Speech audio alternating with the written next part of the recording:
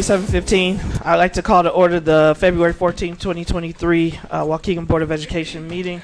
The board previously met in closed session under exception C1, C2, C11, C21, and C5. I'd like a motion to, or I guess roll call, please. Mr. Riddle. Present. Ms. Callahan Wozniak. Mr. McBride. Present. Ms. Gonzalez. Present. Ms. Hannah. Yes. Ms. Leguizamo. President Ewing. Yes, we do have a quorum. All board members are present. If I can have a motion to go back into open session. So moved. Motion by Mr. Riddle. Second. Second by Mr. McBride. All in favor signify with aye. Aye. Aye. Any opposed, nay. All right, and then you'll do us the honor as our newest board member and lead us in the Pledge of Allegiance. I pledge allegiance to the flag of the United States of America and to the republic for which it stands, one nation, under God, indivisible, with liberty and justice for all.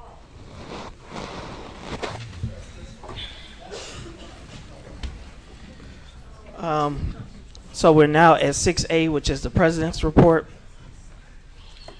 I had a president's report. I had a long president's report. I'm going to be very, very honest. Is tonight I actually would rather be any other place but here. It's been a very difficult situation. I mean, time, right? I think for a lot of people. What I will say is one of the things that concerns me, and I'm working on the policy when we talked about zero discipline or zero tolerance as relate to student and staff involved incidents, is that when I made that statement, I still believe that I want to make sure that our students remain safe, right? And that as the trusted adults, we have a responsibility. In the same breath, and I want to make that clear, our teachers and our staff should not live under the constant threat of being hurt or harmed from students either. And so what I do want to say is that the reports of increased violence are something that troubles me deeply, in that we are working as a board and as an administration team in order to make sure that those are addressed.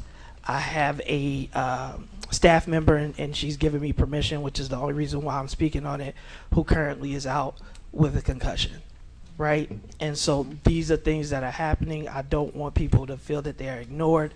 I had a presentation and other things that I wanted to speak to, but I really want to be able to get through this meeting. The board will have to go back into closed session in order to finish up some work. I kept you guys waiting long enough, so we came up, and I do apologize for starting the meeting late. It is Black History Month. I do want to acknowledge all of the different events that are happening throughout the district, as well as the district's Black History Month program, which will be happening on the 17th. Unfortunately, I'll be out of town and won't be able to attend, but it's going to be a great time, and I hope those that can come out. The last thing, I do want to read a statement from Board Member Leguizamo. It says, "Greetings, Board, Superintendent, staff, and community. First and foremost, I'd like to apologize for my absence. Those of you who know me know that I take my responsibility of my board membership and my duties to the community seriously. I would not miss without cause. As such, I'd like to take the opportunity to thank everyone who's reached out to me in concern for my well-being. Unfortunately, I've experienced a medical emergency that I must attend to. While I appreciate you all, I ask for privacy for myself and my family during this time so that we can focus on our health and well-being." So she did say she'll be unable to respond to everyone, and asks once again that you respect the privacy and keep her in your prayers. So our thoughts and prayers and a speedy recovery are with Ms. Leguizamo. With that, I am excited to hear our student board member report. I got a preview of it, and so I will now turn it over to student board member Hinojosa.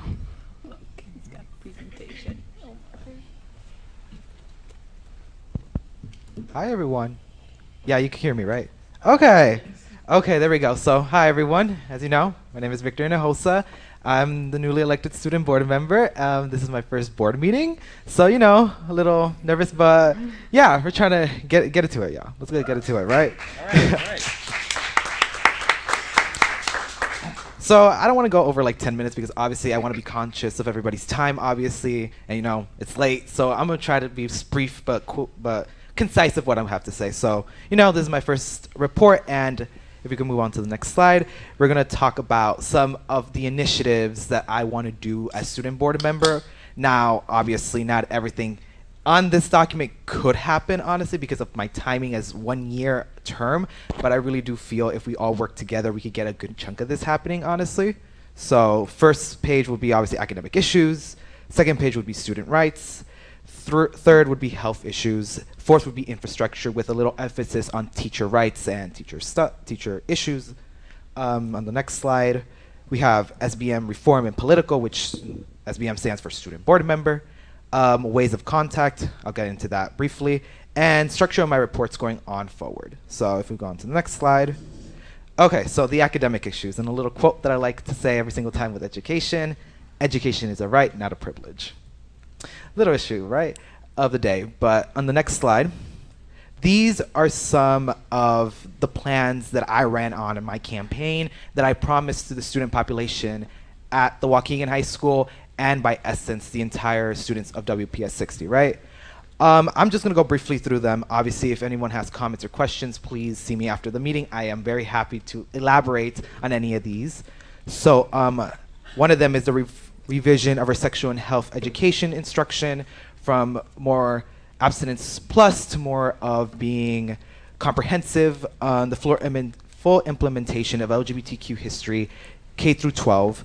The increase and design of the graduation requirements, even though we kind of already vote on that, but I just want to talk about it a little bit more, have a more of open discussion, if I may, right? Another one would be create academic accountability starting in the 6th grade, so students starting middle school going on forward can have that academic accountability so they are prepared for high school, because there is the credit system in high school, and many of these students don't know about it until the very last minute, and they're like, wait, I need to have a D to pass? I can't fail my classes? So you see, having that push to understand that. The introduction of the IB program, diploma programmee in the Waukegan High School. I know, if I'm correct, Whittier is starting with the IB program, the elementary programmee, if I'm correct, I think it's Whittier. And Whittier and Clark, we love that. Of starting that program out, and I know the IB program is very important in a lot of places and around the world, so I feel like bringing a diploma program would work very well in the Waukegan Public Schools. The revision of the final examination policy, and that is more essence of the final. I had many interesting comments with many students and going into how we could reform it to be more student-oriented in that sense. Establish a district-wide progressive grading system that is more efficient to the times and not just staying with its old traditional sense of grading through A through F and a GPA scale and class ranking. Many students want that reimagined to implement it being more student-oriented in any sense of the word, right? Creation of an academic progress commission, which is really just a fancy way of saying a board that talks about academics and curriculum with student voice in it, obviously, because I'm just one person, right? I obviously want more students to get involved in this and being able to talk about their education in a sense, right?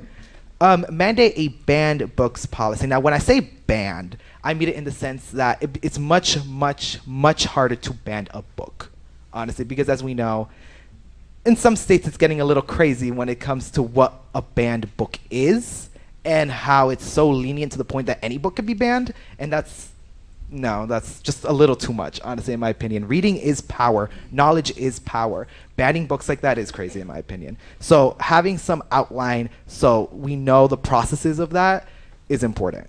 The creation of a bullying board, obviously, having policy that deals with bullying, deals with intimidation of anybody, should be the basis of an educational system, right? Being able to report that stuff out. So I feel like that would be important, having that district-wide and having that in schools. Another one would be the increasing of the funding for academic departments, classes, extracurriculars, the arts, and the sports, because so many students went up to me during my campaign saying, we need more funding for our sports, our extracurriculars, our classes, all that stuff, right? Now, obviously, that's more budgeting stuff, and that's more of my preview, but obviously, I do want to work with people with that stuff. And the last one would be the introduction of ethnic,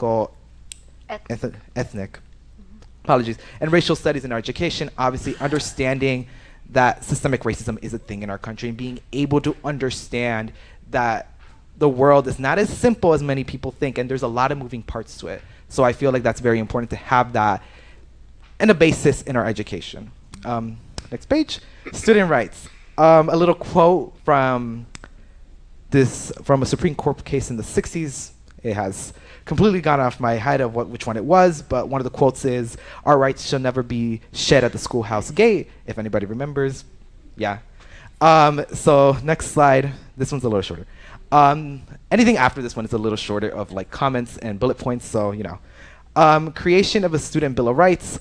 Honestly, that's just, you know what the Bill of Rights is. Honestly, I want more of an outline of what students' rights are within our district, and they know that their voice matters in a sense, honestly, because our voice matters. Honestly, we are the next generation. We should be able to understand what our rights are and what we're able to do.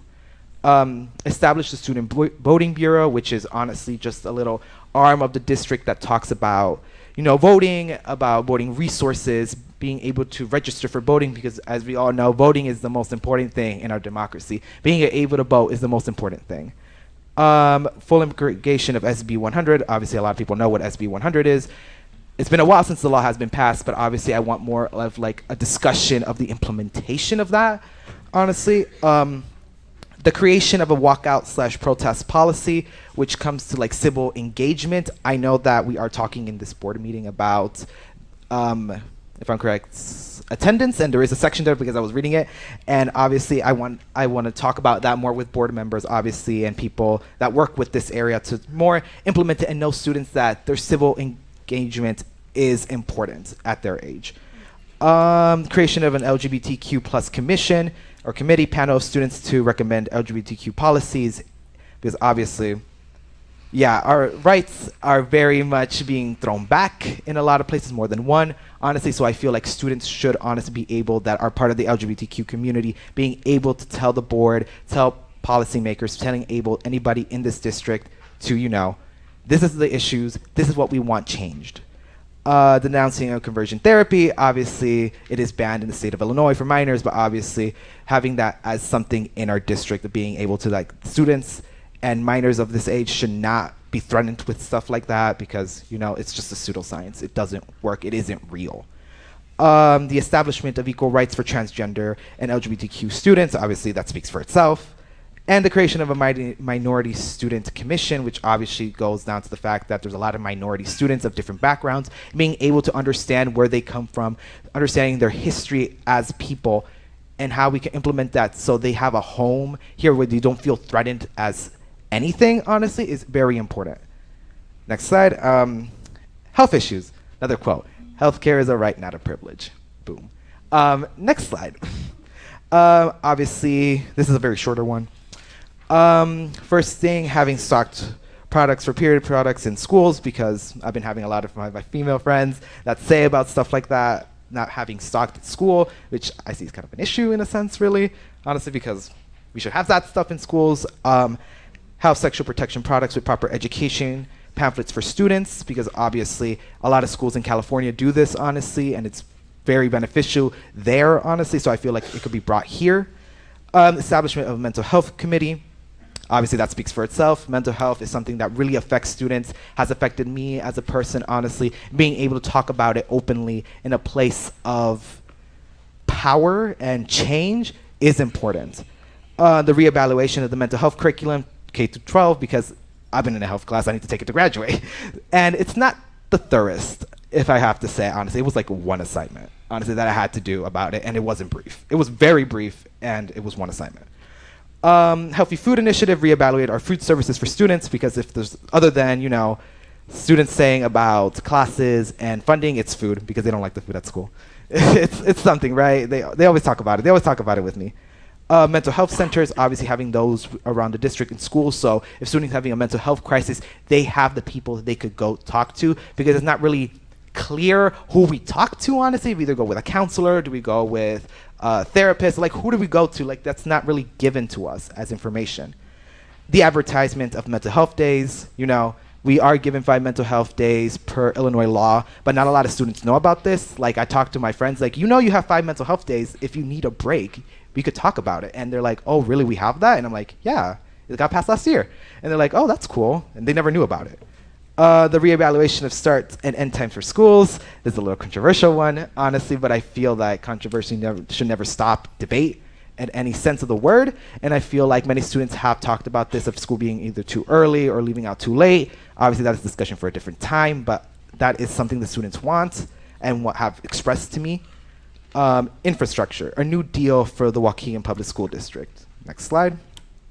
The creation of a jobs bureau and jobs fairs in our high schools, because obviously a lot of students do take tech campus and stuff like that, but after that, they don't feel prepared for the outside world after getting their diploma. So I feel like having a place where students could talk to people that in the fields they want to go into is very important, so they get the right step in their education and out in the workforce if they choose that. Creation of unisex bathrooms, obviously this one is a no-brainer. Obviously students that are non-binary and on the gender spectrum, obviously makes sense that we have bathrooms that are inclusive to all. The creation of the Waukegan High School Rebuilding Committee. I feel that our Waukegan High School building is really out of proportions, and I really feel like we need a fixing or any type of idea to fix our Waukegan High School building, whatever that might be, honestly. The creation of a Green New Deal for Waukegan High School, for the Waukegan Public School District. Obviously, we know what the Green New Deal is, and being able to be more earth-friendly, being all that stuff, being able to understand that our planet is in trouble, climate change is real, and being able to implement that in a district. The creation of Board of Infrastructure, obviously this goes with operations and being able to bring students in and talk about, oh, the roof is leaking, or we need new desks, or stuff like that, right? Being able to talk about that stuff with people with power is important.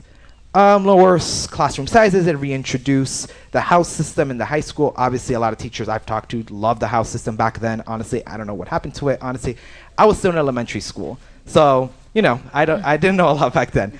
Lower classroom sizes. Obviously, a lot of teachers talk about it, and I feel like it's important to address it and being able to see what we could do about that. Creating a stockpile of academic materials like pencils, papers, printing supplies, anything that a teacher might need, so they don't need to spend dimes on their dollar to buy materials and stuff like that, because that's just a no-brainer. Honestly, you're here to teach, not buy stuff. Honestly, that just makes sense. The introduction of a board of security, obviously being able to bring the coherence idea of security to our district and schools, because that's obviously been an issue.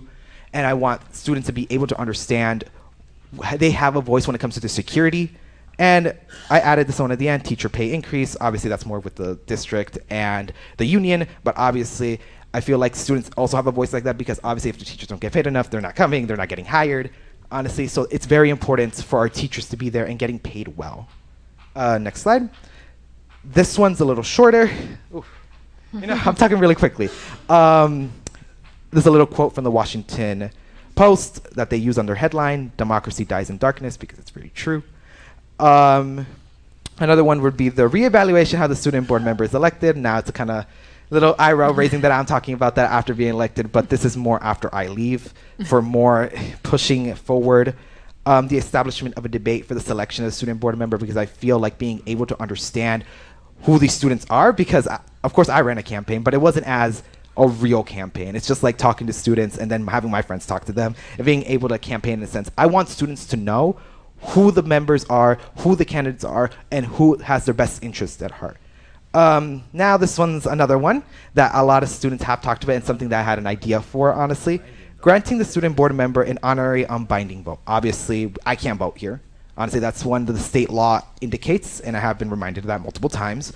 But I feel like being able to have a vote, even though it's non-binding, it's honorary, just knowing that the student voice was presented and being able like, oh, this was a policy about education, about curriculum change, that person even after I'm gone, because I don't think that's going to happen in my term, but anything after that, the student is able to understand that this is what the students want, and I voted yes or no for this policy.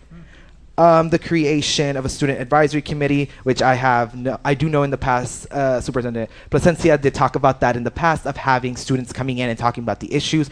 I really want to get that back started, kick that back, and being able to have students in here other than me, because I represent 14,000. I want more students to be able to be engaged in their education and their governance. The creation of the Waukegan Public School District Student Governmental Association, obviously having a student government that encompasses, which is kind of the same as the advisory committee, but obviously being able to mash that up and being able to have students having their voices heard. Establishment of the Office of the Solicitor General. Obviously, we know what a Solicitor General does. They investigate and stuff like that, and being able to have an office that knows that investigates about issues that may be going on in the district and schools is very important. If the government agency can have it, so can we. Creation of the Parent Advisory Committee. Obviously, the Parent Committee Advisory Committee is the same as PTO, but obviously being able to have it as one part of the district is important, because parents, as much as students, are the essence of this district. Being able to have parent voice in here as much as student voice is very important. And obviously establishment, the Board of Innovations. Obviously that is how we could bring more innovative voices, more change, more progress into our district, because we can't stay the same forever. We've got to change one day or the other. So being able to have a place for that is very important. Next slide. Ways of contact. There we go. Next slide for that one. Okay, so these are two ways of contacting with me. Obviously, students, they know you could just in their emails, you could search up my name. Obviously, if any students are watching and they have comments, they want to talk to me or want to just have a meeting with me. Obviously, if you go into the emails for the district, just write my name. My building is the little Capitol building on it. So you could just write me an email and stuff like that. That goes for the board members as well. If you have any comments or want to talk to me and stuff like that, please, we'll get into contact that way. But in general, for the community, I will be creating a student board member social media account, because I know ESOM had one in the past. I don't know what happened with it, but I did find it. I did stumble about it about a few days ago. Being able for the community to talk to me and being able to understand that I am their voice as much as the students, because everybody's sitting here, I am also your voice. So that's one. And obviously Google Forms. If there are any students that wants to talk to me and don't have social media, obviously going that so we can set up meetings. Next slide, and I think this is the last one. Okay, formats of reports. Next slide. Obviously, this is how my reports are going to go now from now on. Obviously, I'm going to start with an opening statement, whatever I come up with. Old business, updates on projects that are important that I want to discuss with the public. New business, obviously new projects. Community spotlight. I want to add a community spotlight on this one, but I know this speech is getting a little too long, so we'll add that on to the next one. Comment section, obviously I comment on the issues of the day or stuff that students want me to discuss, and Q&A for the board members. If all of y'all have any questions for me about anything that I've discussed, even now, if you have a comment or question, I am very open to discussions and stuff like that, and being able to open criticism, because that's how democracy works, right, y'all? And yeah, I think that's the last slide. Yes, that's the last slide. I talked for way too much, but you know what? I got everything I had to say, so yeah, I will hand the floor back to President Ewing. Obviously, board members, if you have anything to say and stuff like that, please let me know. But yeah, the floor is yours. I'll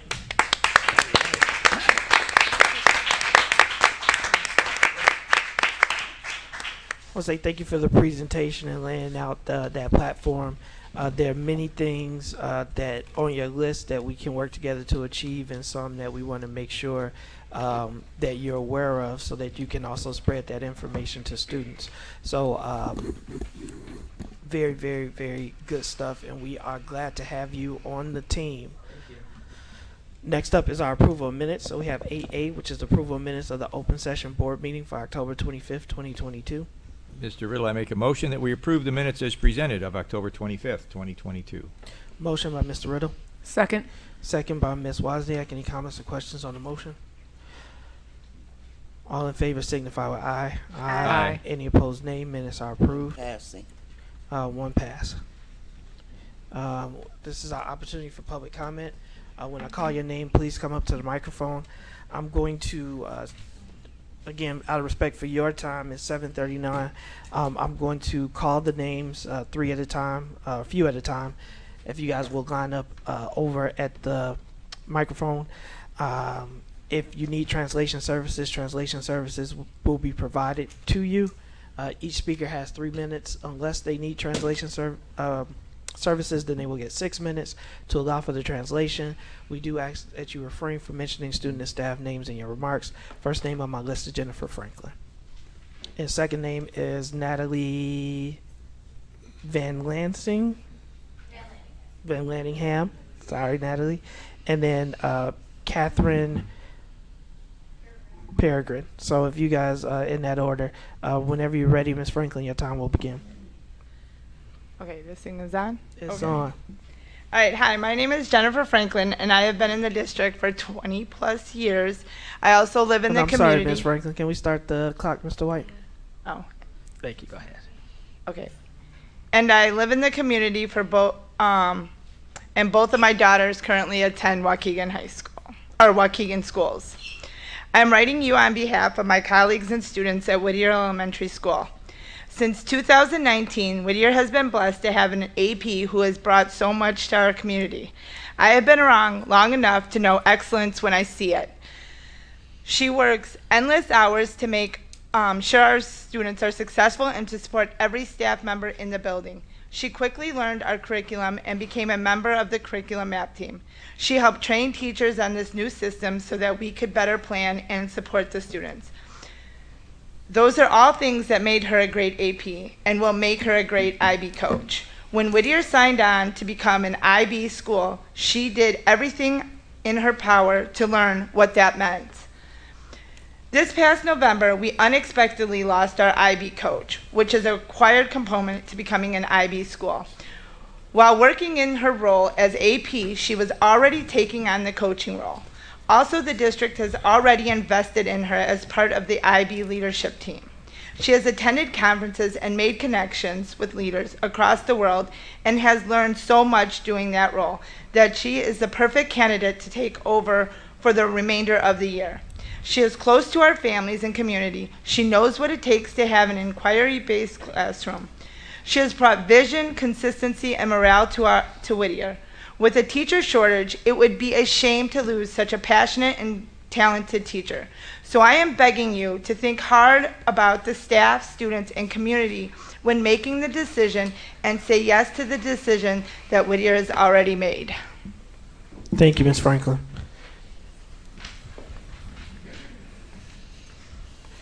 All right. Hi, my name is. Whenever you start speaking, your time will begin. Okay. All right. Hi, my name is Natalie Van Lanningham. I'm a mom in the community. My 4 oldest children go to Cook. I also teach at Whittier. I've been there for 12 years. At Whittier, we try to guide our decisions by asking, is this decision what's best for students? Doing what's best for students has led us into pursuing IB authorization, and we're working hard to learn how to teach in a way that promotes inquiry, global-mindedness, and student-led action. And under the leadership of our former assistant principal, we made big gains in this work. She authored our IB application.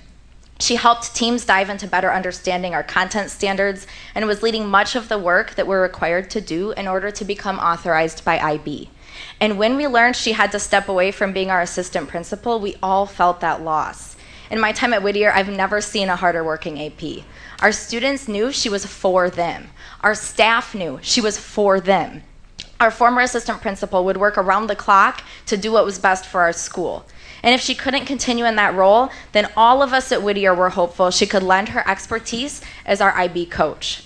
That position has been empty for months, after all. This is a decision that could be best for students. It would provide consistency. It would support staff. In a time when teacher shortages are common and burnout is at an all-time high, supporting staff should be a major concern for the district. We see the self-care workshops, but what we really need is your care. We at Whittier need to know we are seen. We need to know we are heard. Last year, our building went without a principal for a whole year. For 7 weeks, we didn't have any admin at all. Yet we had very little communication from the district about our situation. We felt very little support.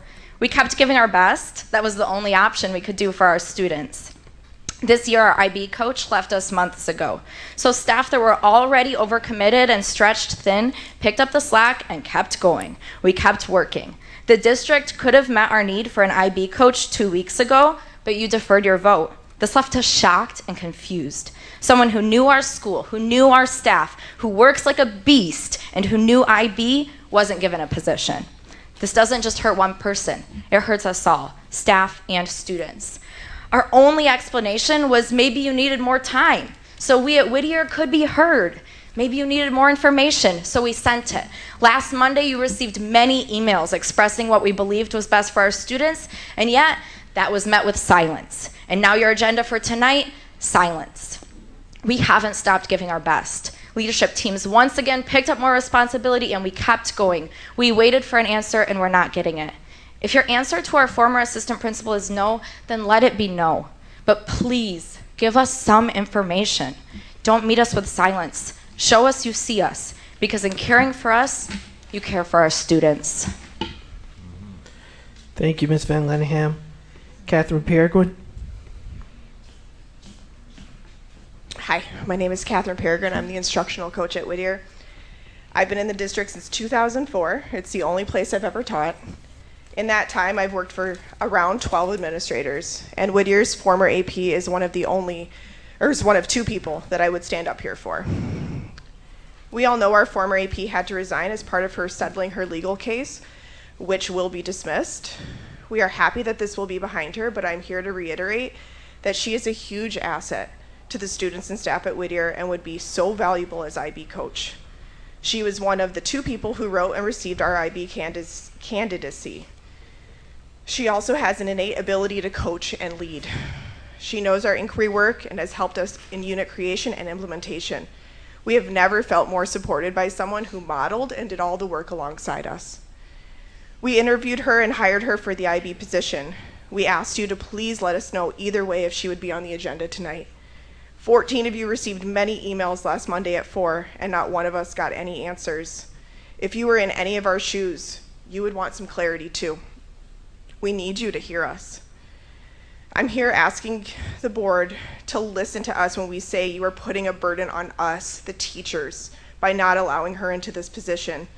This position has been vacant since November.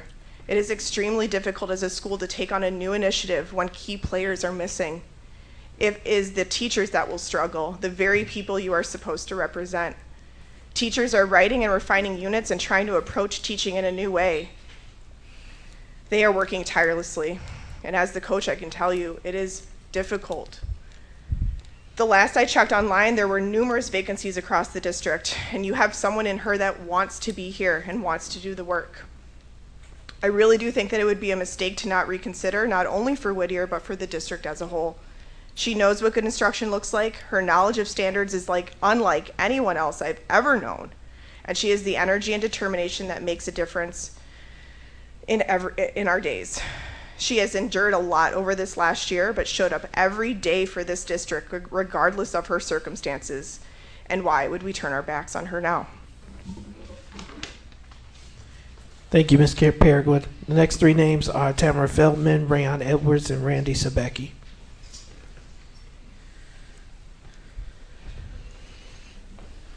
Your time will begin whenever you start speaking, Ms. Feldman.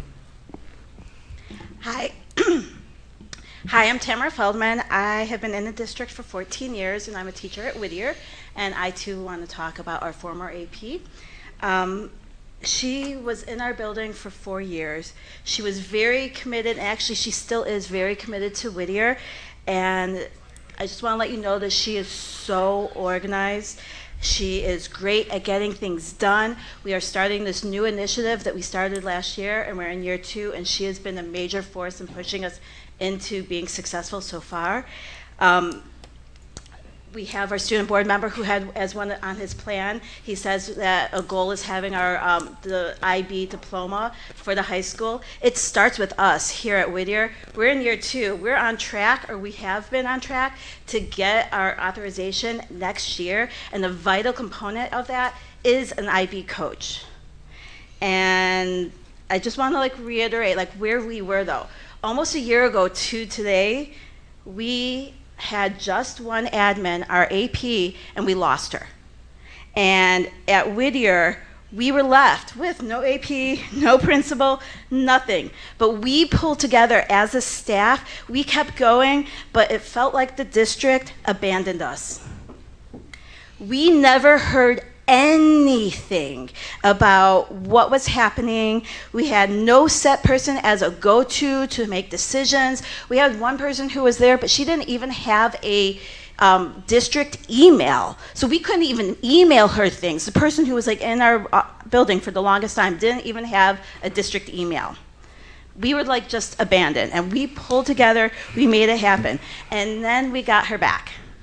And now we are in a very similar position. This time we have a principal, but we don't have an AP, and we lost our IB coach, and sorry. Now Whittier wants to hire her back. We want her back, and she would be perfect for our IB position.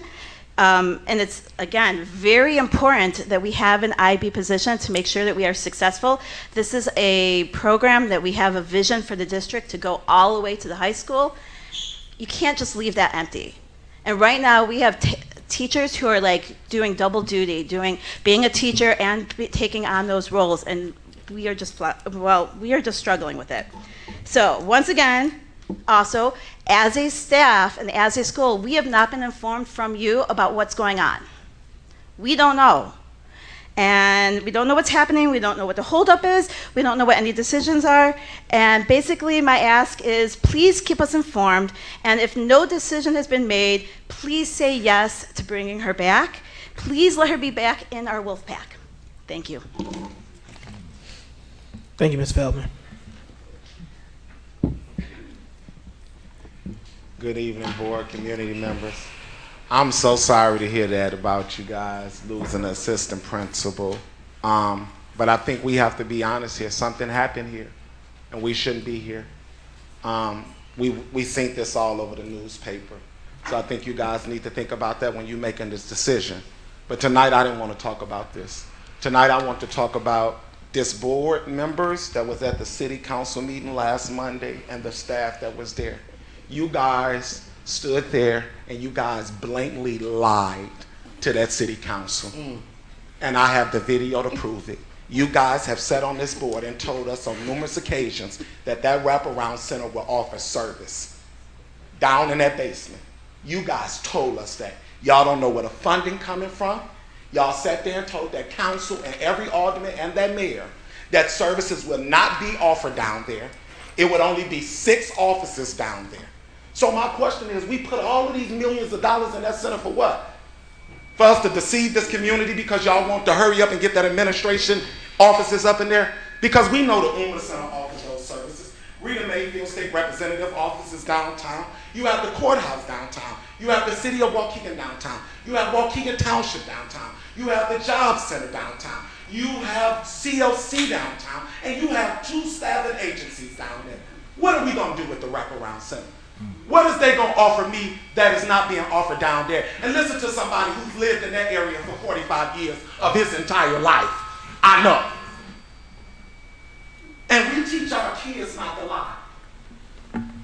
Y'all lie. And so I want to understand something, because when I met the head of this snake here, as I like to call it, I was told, I brought gang members in the schools. They talk with the kids. I work with all type of people. We have single-handedly allowed one person to come in our community and destroy this district. Y'all are suspending people for botching a field trip. Y'all had it on the agenda to try to get rid of 2 employees and Mr. Riddle. You said it in closed session. Let's talk about the real issue of why that young man was taken up out of Brookside campus. You said that. And we still not talking about it, because I see Amy Oliva still in the doorway. She's still working. She took our kid and delivered him to the police, and no parent was called. But we steady firing employees. It's real strange to me that all them employees look like me. And I don't understand, what are we doing? How long are we going to keep allowing this to happen? The principal of that high school now has a salary job in administration. We took a guy out of Miguel Juarez and put him in charge of Dr. Hillary's spot. Is he qualified? Thank you, Mr. Edwards.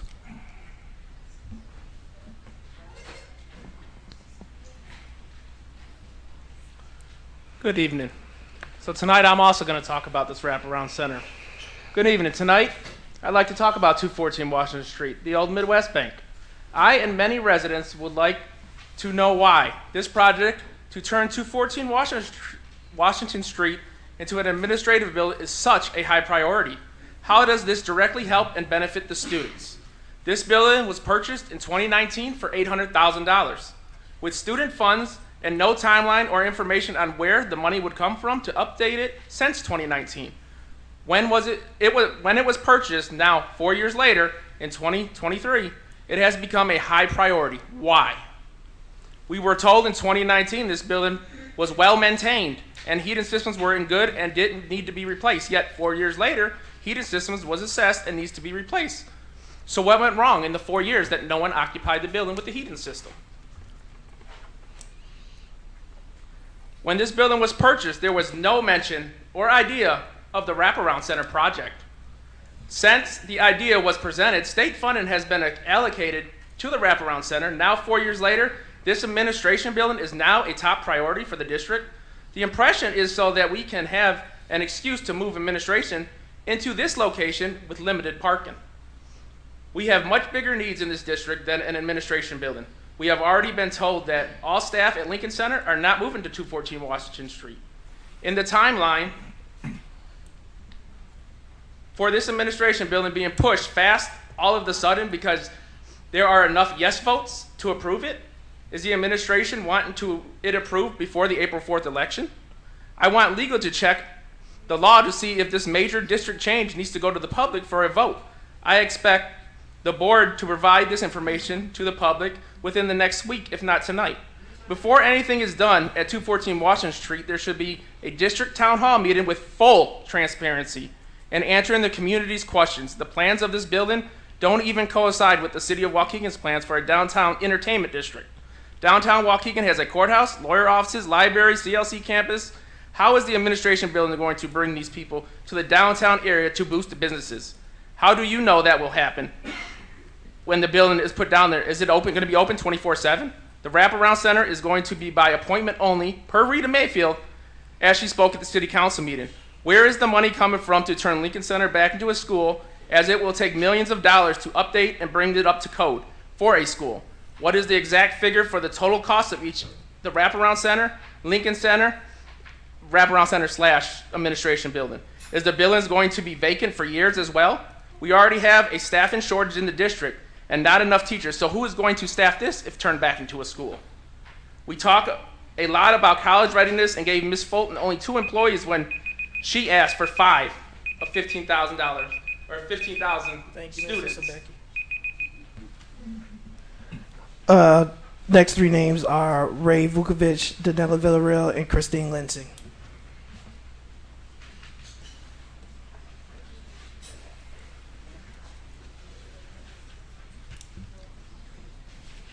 Good evening.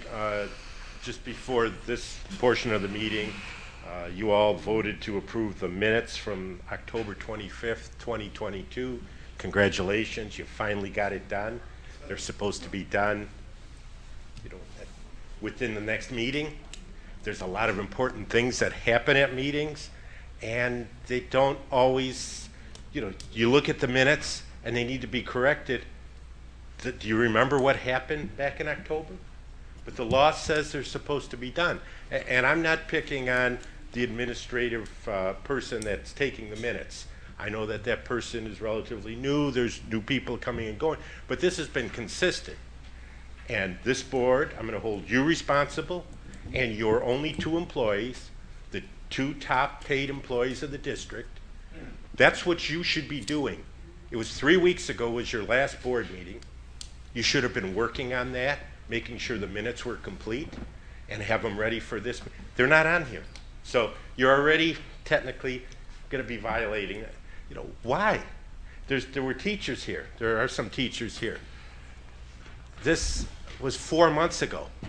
If they waited 4 months to turn in their grades for last semester, is that going to be okay? No, they're going to get written up.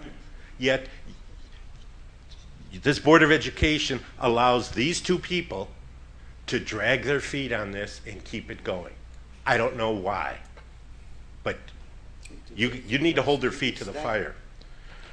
There was another thing on the this evening on administrative resignations, and the reason for the leaving was concerns. This person started 30 days ago and is gone. As a taxpayer, I'm concerned. I brought this up to you before.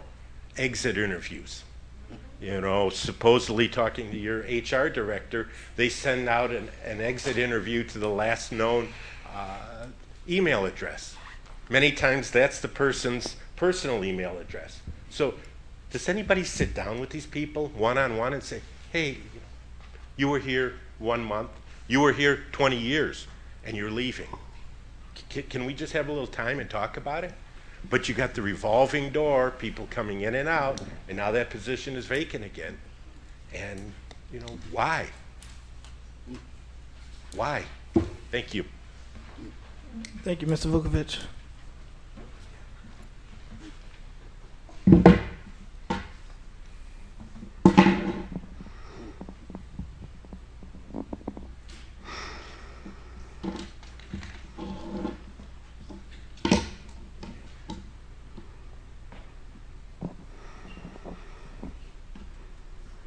There is so much I don't even know where to start, but that's okay. There's future meetings I can tackle.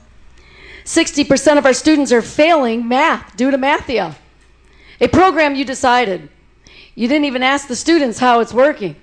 The data shows it's not working. Students today tell me they don't like it, they hate it, and that's why they don't do it, but their grades are dependent on it. Probably not reaching our freshmen on track. The data will probably show that, I'm sure. You can't document incidents. And if you can't document incidents, then how can you say it didn't happen? The first time it happens, all of a sudden, oh, we didn't know about it.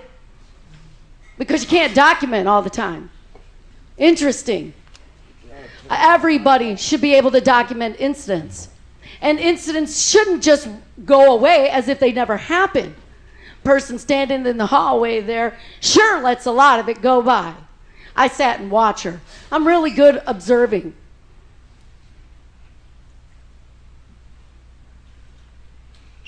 You keep talking that you care about the staff and students, and it's a lie. It's your public relations scheme. It's not working at all. It's a lie. What goes on in the building on a regular basis, you don't want out. The fact that students are literally allowed to run around the building all day long with no consequences. We still got a problem with that hero system. Student shows up 5 minutes to the end of class and they're present. Just tardy when they were absent the entire time. And then you wonder why they don't have the work done and you can't get it turned in on time. And then you come back to the teachers and say, hey, give them more time. So where's the mental health? I applied for several jobs in this district. I've been here for a really long time. Had you bothered to look at my resume, the few of you who got it, I know several of you got it, but you just didn't bother. You don't think that I'm good enough. Well, I want to know, and I'm going to FOIA every single thing, every detail that I can. How many people in this district have provisional license that are working on their PEL? You sure wouldn't give me that. But I've been here over 15 years. I've been teaching classes, grading, lesson plans, creating relationships with students, being their safe space when they have to run out of a classroom because of the anxiety. You're not protecting us. What you're doing is using fear and intimidation to try to intimidate us and scare us and tell us we're the adults instead of actively trying to make some change. Hashtag change the narrative is not a PR slogan. Actions are. So I'm going to be an adult and I'm going to show up at all your meetings.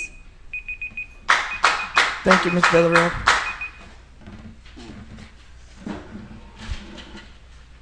Next three names are Christine Lansing, Calvin Mathis, and Anthony McIntyre.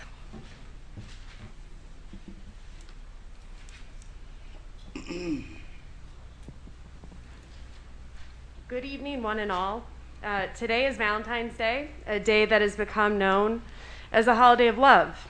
I went to Jewel this evening, and so many individuals were picking out the best cards, the prettiest flowers, the sweetest treats to give to those they cherish most. We aren't just celebrating romantic love, but also honoring the love we have for our family and friends. Why is this woman using her 3 precious minutes to give us a rundown on a holiday we all know? You may be well asking yourself. I'll tell you why. Because when we talk of love, we must also remember the love between students and their teachers. Of course, this should not be romantic love. But our educators, staff, and building administrators love our children, well, most of them.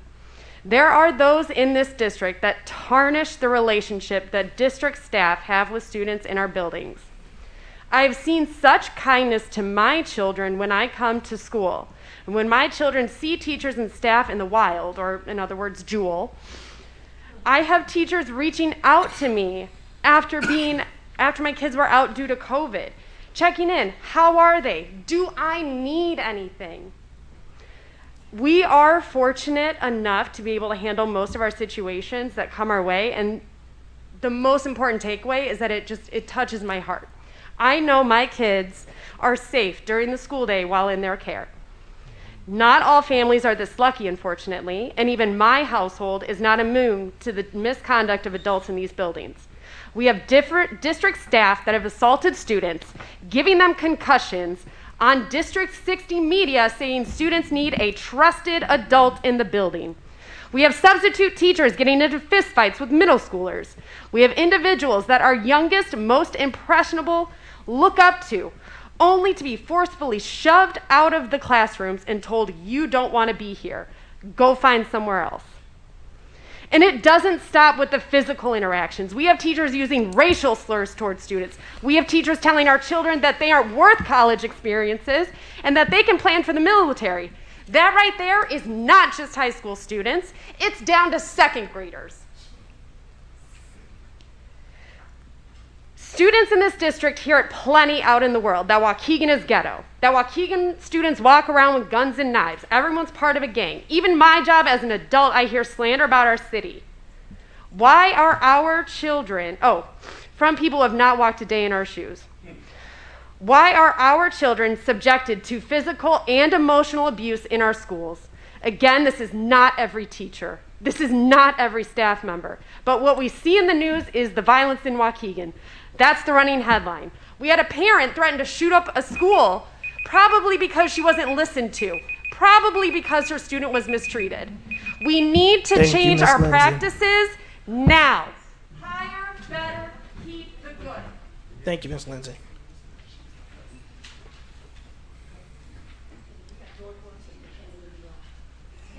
Whenever you start speaking, Mr. Mathis. Good evening. First let me commend the student president. I wasn't listening when he started, but by the time he got done, I was listening. You had great passion. I appreciate your respect for time, but you had good subject matter, and you had just some good material there. So, commend you for that. But I want to return back to speaking about what I was finished last session when I was here about bullying. And I think bullying is very important to tackle. And it started with you, President, when you mentioned that one night I was here. And it is something that you guys need to make a priority of. No kid can learn in a bullying atmosphere when they got to fight. Now, I was thinking earlier that, and I commented that when I grew up, we had to fight, but I didn't want to, I want to kind of correct that. When I was in school, we had a great school. I come from Oxford High School, Oxford, Mississippi. Great high school, it integrated, I was the first generation of integrated students. It was a great atmosphere. The teachers put all they had into us. That's why I'm kind of passionate about schools. It could make or break this city, the school and the police department. And I don't think either one is doing very great at this time. Now, I don't really have a solution to the problem, but I know it's a problem. Now, we're talking about policy. I've been trying to get data. I got the data, but looking at the data, I saw that it was missing something. It was missing, and as I said before, it was missing. You guys are not, when two people are having conflict, there needs to be some type of conflict resolution. You need to communicate with the kids, communicate with the adults and everything. But I get the feeling by looking at that data that this is an atmosphere of perpetration by the adults. That's the feel I get. And we can do better. It's cause and effect. Somebody said fear and intimidation. That's an element of bullying. You fear, you intimidate. Bullies, that's what bullies do. But an adult's got to be an adult. And you got to take control of the situation. As I said, I don't have any solutions. I don't like talking about problems without solution because I shouldn't. The solution should come to, as a community, as a school board. The solution should be developed as a family, as a group. And that's what needs to happen. Speaking of bullying, I don't like when people come up here and bully you guys. I don't like it when I hear about you guys not doing anything. Let's work together as a community and get solutions. That's what I'm appealing for, to edify and uplift one another. Let's get solutions. Thank you, Mr. Mathis.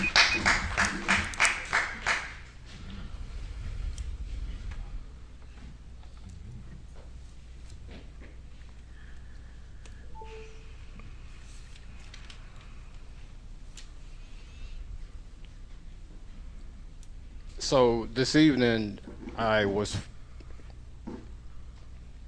accepted the request of a family to be their advocate. Another family whose student was, per a teacher, assaulted by classmates at the behest of said teacher. Afterwards, snatched by the hair back into the classroom after they tried to get out of the class by the school teacher. And now this school teacher is away from the school here at district to be investigated by a human resource department that nobody trusts. You guys are opening yourselves up to a lot of legal action because I have a whole list of individuals who I am advocating for. And each and every last one of these situations, with the exception of a few, we're expected to receive the information that comes from a human resources department that, by reports given by your own people, I shouldn't say your own people, by individuals that you all brought in to investigate. There is no trust, no faith in the Human Resource Department at all.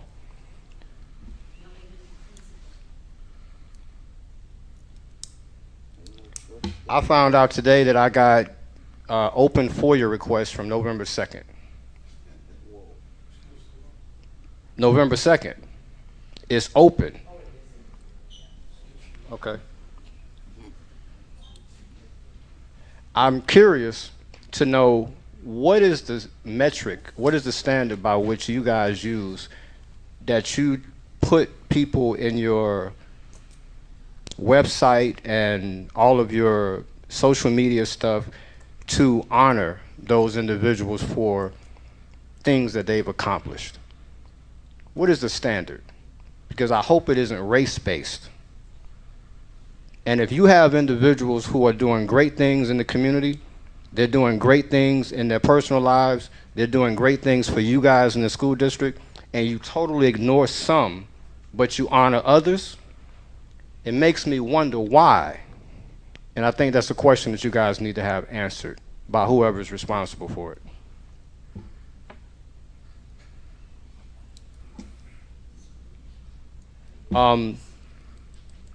That's pretty much all I have.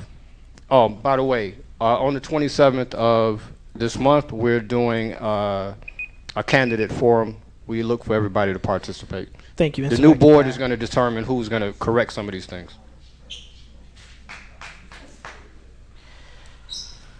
Thank you for all of the comments. We appreciate you all for coming out. And if we can get the agenda back on the screen.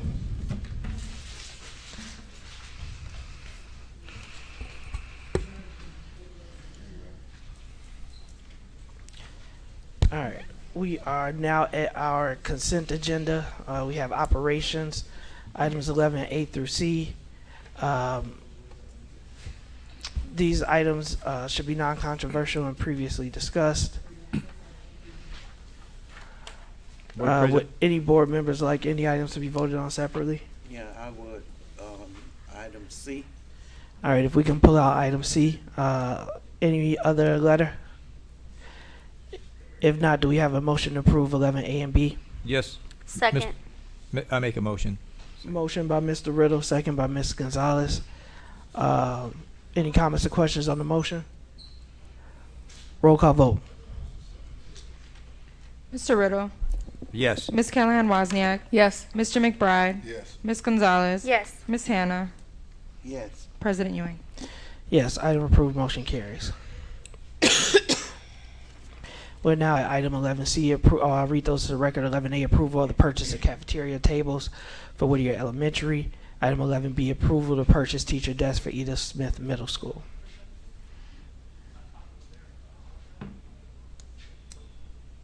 We have a motion? Or read the resolution? I'm sorry, the recommended action. 11C. 11C. It is the recommendation of the administration that the Board of Education approve the Human Resource Assessment proposal from the People Consulting Group to support a review of the recommendation for the policies and procedures within the Human Resource Department at a cost of $55,000. Mr. Riddle, I make a motion that we approve item 11C as read by the superintendent. Second. Motion by Mr. Riddle, second by Ms. Wozniak. Any comments or questions on the motion? Yes, I have some comments.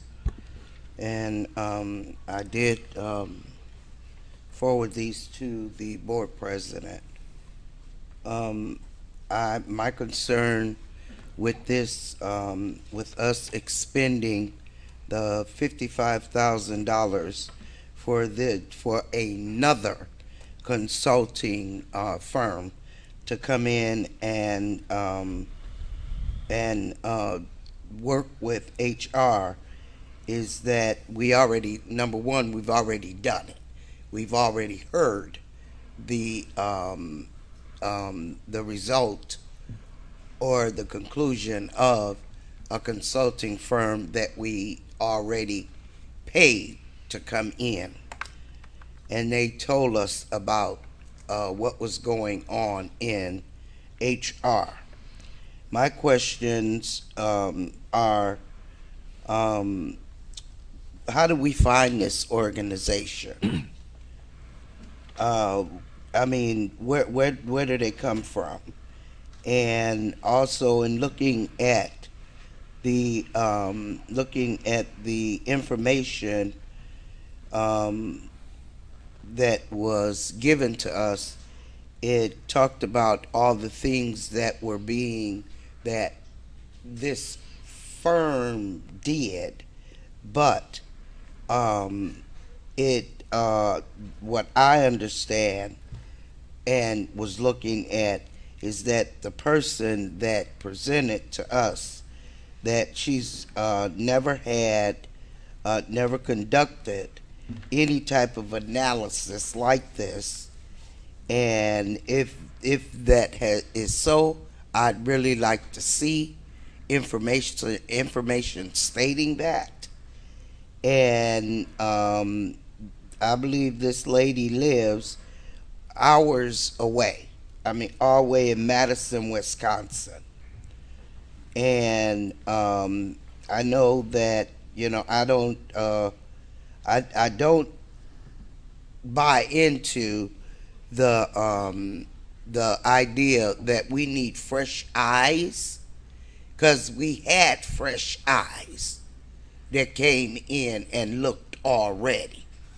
And now we're getting ready to spend more money to have some more fresh eyes. How many fresh eyes do we need? And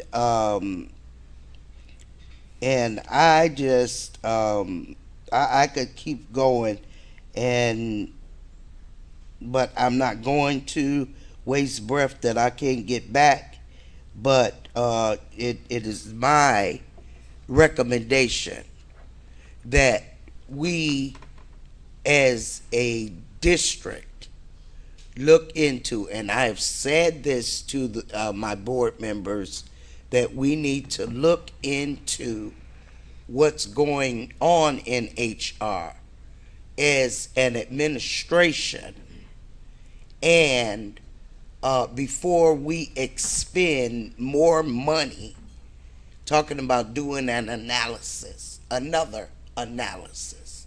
Now, if we want to do something, okay, we did not look at all of the staff, district staff's salaries, but we're being asked to approve increase over here.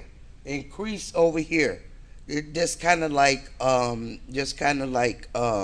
don't know, piecemealing. Over here, and that's not the way that I, as a 28-year senior board member, am used to doing things, because that's not the way that a well-run $300+ million operation works. And so I think that before the board approves this, that we need to look inside. Okay, we have people that can look into the administration. We should have. And so if we don't, shame on us. But I don't think that we should spend this money at this time. Mr. Riddle. Yeah. Respectfully, I disagree with Ms. Hanna, because the previous study that was done. Go ahead, Mr. Riddle. The previous study that was done recommended that we look closely. That it was really a study of our staffing salaries. It did, but they had to get information from our HR department, and they highly recommended that we had some issues there that needed to be dealt with. In this particular study that we're looking at, it tells us under the organizational need that we're asking for a performance evaluation of all our staff, depending on classification processes, personnel file review. I mean, just a whole bunch of things looking directly at our HR department. We've heard from the public as well that there's no trust with our HR department. I think this is timely. It should be done now, and we're hiring an organization. The person that gave the report is not the person that's going to be doing the study. There's two other people that are identified and they have 25 or more years experience, each one of them in HR, working for Fortune 500 companies. They have extensive experience. They're going to be looking with a fresh set of eyes at what we do here. So it seems to me this is the appropriate thing to do at this time, to hire this outside firm to do an intensive study of our HR and give us some results about how they think our HR department is performing. So I certainly approve of something like this. I saw Ms. Gonzalez and then Mr. McBride. I second Mr. Riddle's comment. I think that an overhaul of HR has been something that we've been wanting for a really long time. We've had discussions about it in closed session and at this podium. I think that this only works if after the feedback we get an update about professional development that has already been recommended, that we haven't had updates on. And I really want the community to just like choose a stance with us. Like, do you want the professional development? Do you want to see HR change? Because we do. And this is a way to get an external party that's unbiased to do the research, to be like, hey, we gotta get it together. And that's what $1 million companies do. They get it together, they hire other professionals, and they meet at the table and say what's working, what's not working. Because there are things that are working. We have really great people, but there are also people that need a lot of professional development. They need cultural competency training, and this needs to happen. I don't know if it can happen internally. What I want to do is I do want to validate what Ms. Hannah is saying.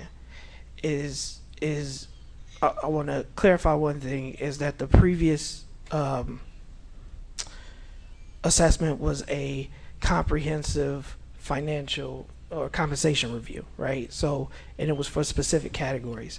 Ms. Hannah has asked, and I agree, that we should be looking at other categories, and the administration agreed to bring back information on that. The second thing that I wanted to kind of speak to is we're going out because we feel like there is a disconnect internally. And these are part of the issues where what Ms. Hannah is saying is if you feel that you have the right individuals in place, then you wouldn't necessarily be expending these funds.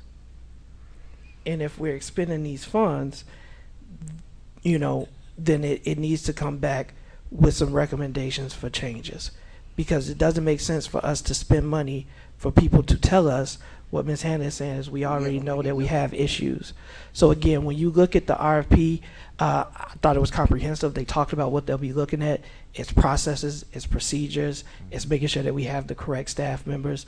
To Ms. Gonzalez's point, is I've heard continually that this is an issue. So this was one of the reasons that we looked for our RFP, RFQ, in order to make sure that we were addressing those continued concerns. So I support this, but I also want to acknowledge what Ms. Hannah is saying, is that this has to come with significant change and improvement.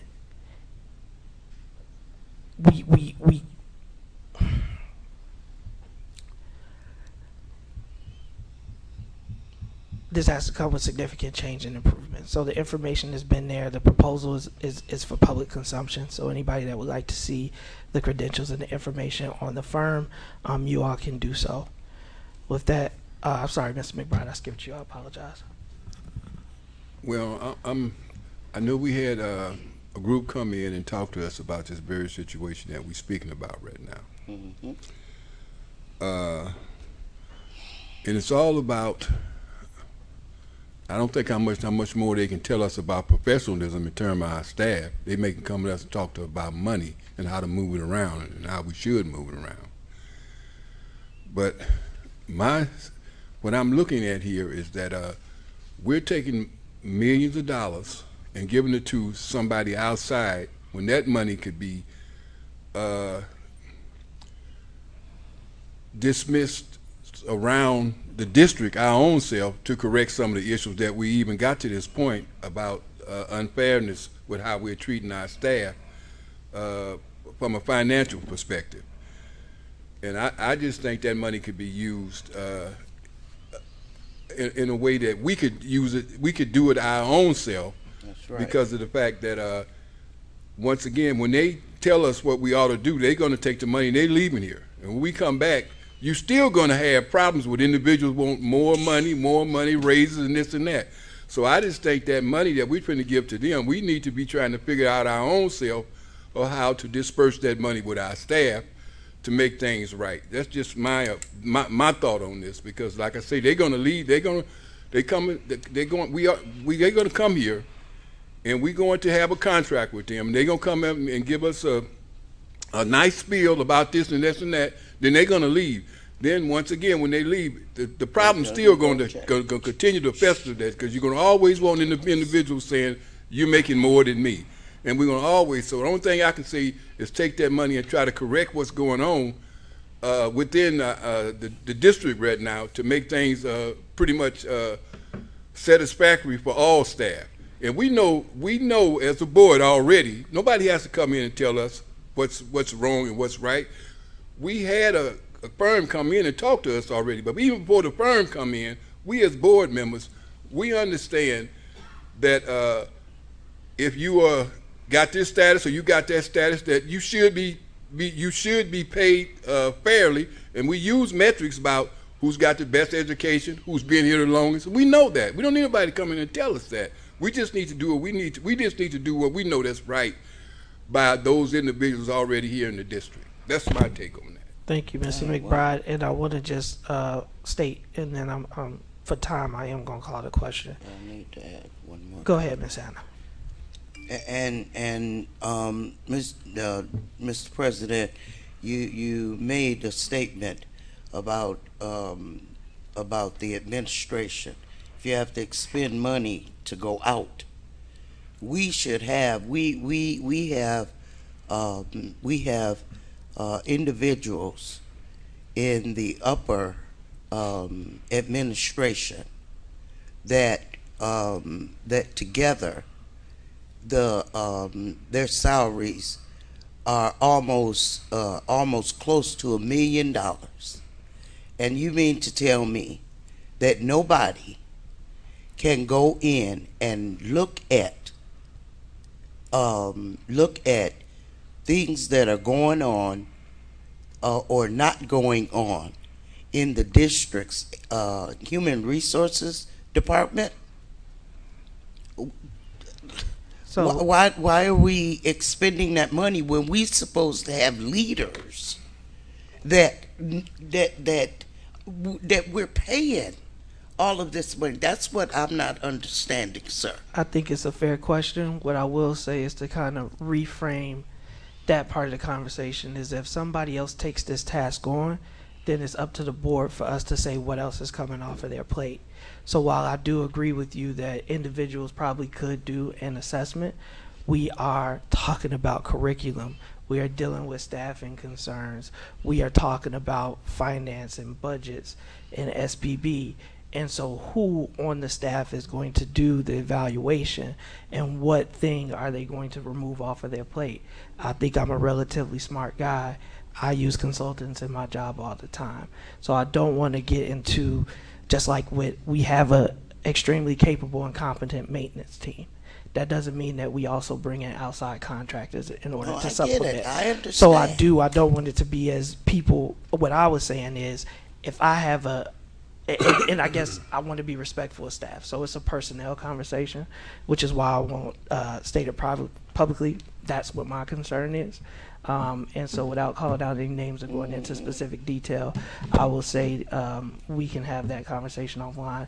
I do apologize, Ms. Hannah, outside of your email previously, I hadn't gotten any other questions. So I do apologize if you sent it or what happened to that. Yeah, I did send it. Perfect. So I don't have it outside of what was asked originally, so I want to make sure I have the most recent ones if you can re-forward that to me. I do want to correct, it's not millions of dollars, it's $55,000 that we expended. Right.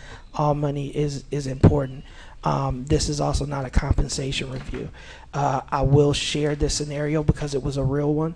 We were at risk of a teacher that did not almost had to repay loans, right? We're a high needs district. We're looking to attract teachers. We had a teacher who submitted information to the HR office. That information was not forwarded to the appropriate parties, so they were at risk of having to repay those loans. These are things that we are unacceptable in any organization, ours included. And so when things like that happen, it's a process issue. So this is really looking at process and procedures to make sure that those things are done. And so those are the things that I want to correct. The compensation review is an important conversation and one that we will bring back. But I do want to make it clear for the record and the board members, what we are talking about is an overall assessment, and it's $55,000. No, I know you do. Yeah, I was just making sure that everybody knew because it was stated that it would be millions of dollars. Roll call vote. Mr. Riddle. Yes. Ms. Callahan Wozniak. Yes. Mr. McBride. No. Ms. Gonzalez. Yes. Ms. Hannah. No. President Ewing. Yes, item approved, motion carries. We now have two contracts that are there before us. Unless there's opposition, I would ask that we take those two together. So do I have a motion to approve items 12A and B? I motion. Second. Motion by Ms. Gonzalez. The second came from Ms. Wozniak. Any comments or questions on the motion? Oh, I'm sorry. read the recommendations. It is the recommendation of the Board of to the Board of Education that the Board of Education accept the recommendation of the administration to approve the ratified contract with the Waukegan Professional Support Staff Union and to authorize the President and Secretary of the Board of Education to sign the agreement on behalf of the Waukegan Community Unit School District Number 60 Board of Education. It is also the recommendation that the Board of Education accept the recommendations of the administration to approve the ratified contract with the Waukegan Psychologists Union and to authorize the President and Secretary of the Board of Education to sign the agreement on behalf of the Waukegan Community Unit School District Number 60 Board of Education. We had a motion for Ms. Gonzalez and a second for Ms. Wozniak. Any comments or questions on the motion? My only comment is we are past the deadline that ended July 1st, so there were a lot of efforts. I want to thank the union and our negotiation team for the conversation. These are two very important bargaining units, and so I'm glad that we have a resolution. I'm glad that these contracts extend for an extended period of time, and so I want to again thank those all involved and appreciate the union membership for supporting these agreements. With that, roll call vote, please. Mr. Riddle. Yes. Ms. Callahan Wozniak. Yes. Mr. McBride. Yes. Ms. Gonzalez. Yes. Ms. Hannah. Yes. President Ewing. Yes, item approved, motion carries. Congratulations. Yes.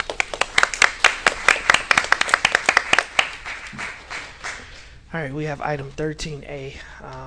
Superintendent, there needs to be an adjustment. Do you have those notes? No, I do not.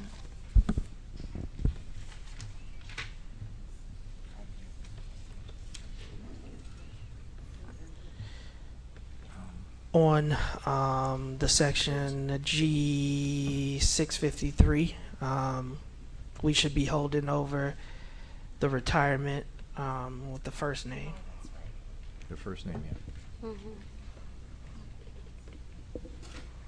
A3. Alejandro.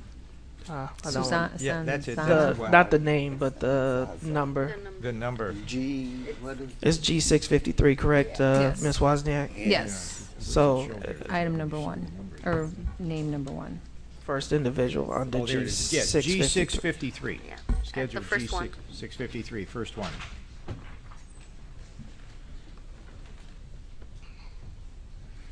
I'm sorry, what was it?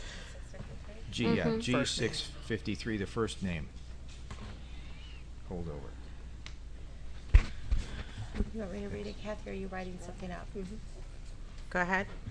It is a recommendation that the Board of Education accept the administration's recommendation to approve the appointments and accept the retirements and resignations as found on schedules F995, G653, with the exclusion of the first name of first name and L942. Also approve the retirement extension request.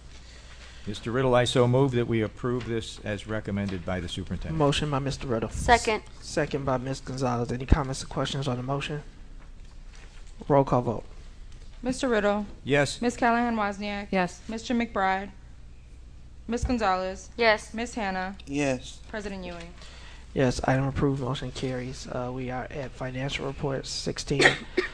A, ratification of the first processing of February 2023 board bills, manual check request payments, Old National Bank insurance payments for the period of January 18, 2023 through February 7, 2023. It is the recommendation of the administration that the Board of Education ratify the first processing of board bills for February 2023 and manual check request payments and Old National Bank insurance payments for the period of January 18, 2023 through February 7, 2023. The Accounts Payable Board, January 18, 2023 through February 7, 2023. Payments total $3,008,604.80.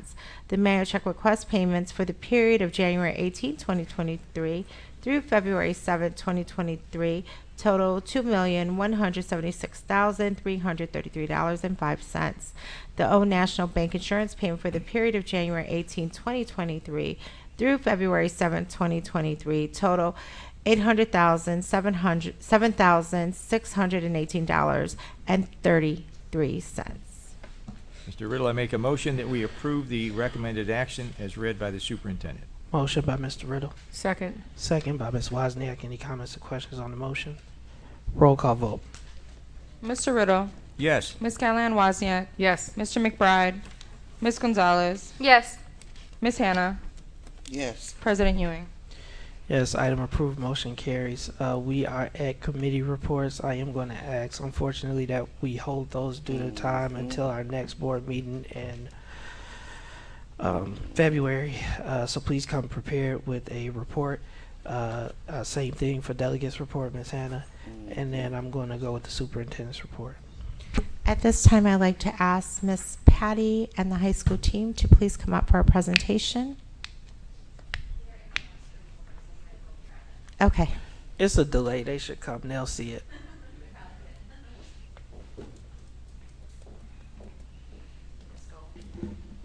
Eduardo, can you let them know, please? Okay.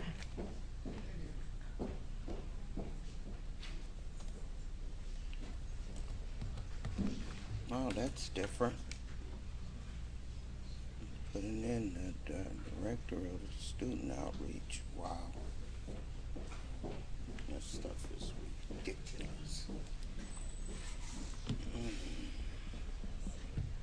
Thank you, Lee. Thank you. Hi, good evening, Superintendent, President Ewing, members of the board, members of the community, and colleagues. Congratulations on your contract extensions. I know that you have do a lot of great things for our students and staff, so congratulations on your contracts. Thank you. I'm here tonight to represent with the high school team to go over some celebrations, also go over some of our interventions and our discipline data. That has been a request of some of our board members over the past couple of meetings, and wanted to make sure we brought forth that data. With me I have, in alphabetical order by last name, Ms. Flora Carter, principal of at AOEC, Mr. Oscar Dupuy, Director of Student Outreach, Mr. Daniel Hill, Principal Washington Campus, and Ms. Avelira Rodriguez-Gonzalez, Principal at Brookside. Next slide, please. Just as a refresher, we've presented this back in the spring on our 5-year transformation plan, and just as a revisit, we wanted to make sure that we gave just a synopsis of the areas of work that we have spelled out and have been implementing over the past year. And so the real purpose of the 5-year transformation plan that we are in, just finishing up semester 1 and now into semester 2, was to establish a long-term vision for the district's work at the high school, to increase collaboration and alignment across the campuses, to ensure that school improvement efforts are focused on high quality instruction in every classroom every day, and to improve the overall performance of the high school. And just as a reminder, we have 5 pillars of work that we have carved out that we have presented on prior. They're listed on the bottom of the slides. I'm going to turn it over to Principal Avelira from Brookside to go over some of our celebrations, and I'll turn it over to her. Good evening, everyone. Principal Avelira Rodriguez-Gonzalez over at the Brookside campus. And tonight, it is my pleasure to share with you, the board and the community, our celebrations for the Waukegan High School community. You can look up on the, and follow with me with the presentation, as well as see it up on the screen. We've had the privilege to start this year something called the Student Positive Referrals. These are referrals that are issued out by our own teachers. We've had the opportunity to automatically send them via email, not only to the student, but to the parent. And the teacher is able to nominate and present 300. We have had 312 positive referrals so far over at Waukegan High School this year. Staff recognitions, these are shout outs that happen within the teaching community, staff community. We've had 250 staff recognized within the Waukegan High School community. 380 student restorative mediations have taken place in our buildings. 68.44% of the Waukegan High School students do not have a behavior incident logged in Infinite Campus. For the first semester, we have issued a total of 623,939 HERO points. HERO is a system that we use to recognize any student that's exhibited our pride, our positive behavior. Second semester so far, we've issued 127,083 positive points. Weekly teacher recognition for PBIS points awarded. We've had an opportunity to work on paraprofessional access to Hero Points coming up very soon. With these points, students are able to visit our Pride store, spin the wheel incentives, among other things. This past semester, we were able to celebrate 333 students that did not have not one tardy during first semester, 812 students with 85% or higher attendance, 524 students with 95% or greater attendance. We've had an opportunity to celebrate most recently, took a picture with the Brookside students this morning, and I know last week Washington did the same, as well as AOAC, 39 students with perfect attendance during first semester. 48 Lake County substance abuse referrals took place during the first semester. Next slide, please. For credit recovery over at Brookside campus, we've had the opportunity, students that have had recovered 78 courses, each worth half a credit. For Washington, we've had students recover 730 courses, each worth half a credit. And for AOEC, they've completed 802 courses, each worth half a credit. For the first time, we've been able to put in place a student unification panel. 75 students were nominated, 50 students are participating, and they meet every month, during late-in Wednesdays to discuss successes and things that we can continue to work on. Honor Roll and High Honor Roll student celebrations. This past semester, we recognized 1,139 students that qualified for Honor Roll and High Honor Roll students. Student Ambassadors, a new program that we're implementing over at the Waukegan High School. The students are able to apply and be part of that to be leaders on campus. We are piloting a program for tutoring, reading, and math. 12 of our Brookside students travel every Thursday to Oakdale Elementary, and they have been issuing and working with our babies over at Oakdale on reading and math. We have celebrated 44 AOEC graduates. And finally, CTE, we are celebrating 286 students attending Tech Campus, and that is the highest enrollment in Lake County. Next, we have a couple of pictures that we are celebrating, just showing you a couple of the things that we have done so far this year. Waukegan High School students come and spend their Hero Points with us at the PBIS store, both campuses. We've had an opportunity to celebrate them. Next slide, please. A couple of more pictures of the students actually cashing in those Hero Points and our PBIS committee putting together these goodie bags for them. Next slide, please. More wonderful pictures. Thank you. On to the next. For parent and community support, increasing the activity with our parent volunteers. Next slide, please. We're going to hand it over to my co-principal, Daniel Hill, for semester 1 updates. Thank you very much. Can I ask the question of that part? Is it a The one, clarification? yes. It's For a clarification question. Yes, for Ms. Alvey. Yes, ma'am. Okay, you stated about the 286 students attending Tech Campus. Yes, ma'am. That we got more seats out there. I believe we do. Yeah, so we can circle back if that's a question that we'll come back to at the end of the presentation. So if you write it down. I didn't know that. I'll look into it and get back to you. Yeah, 'cause,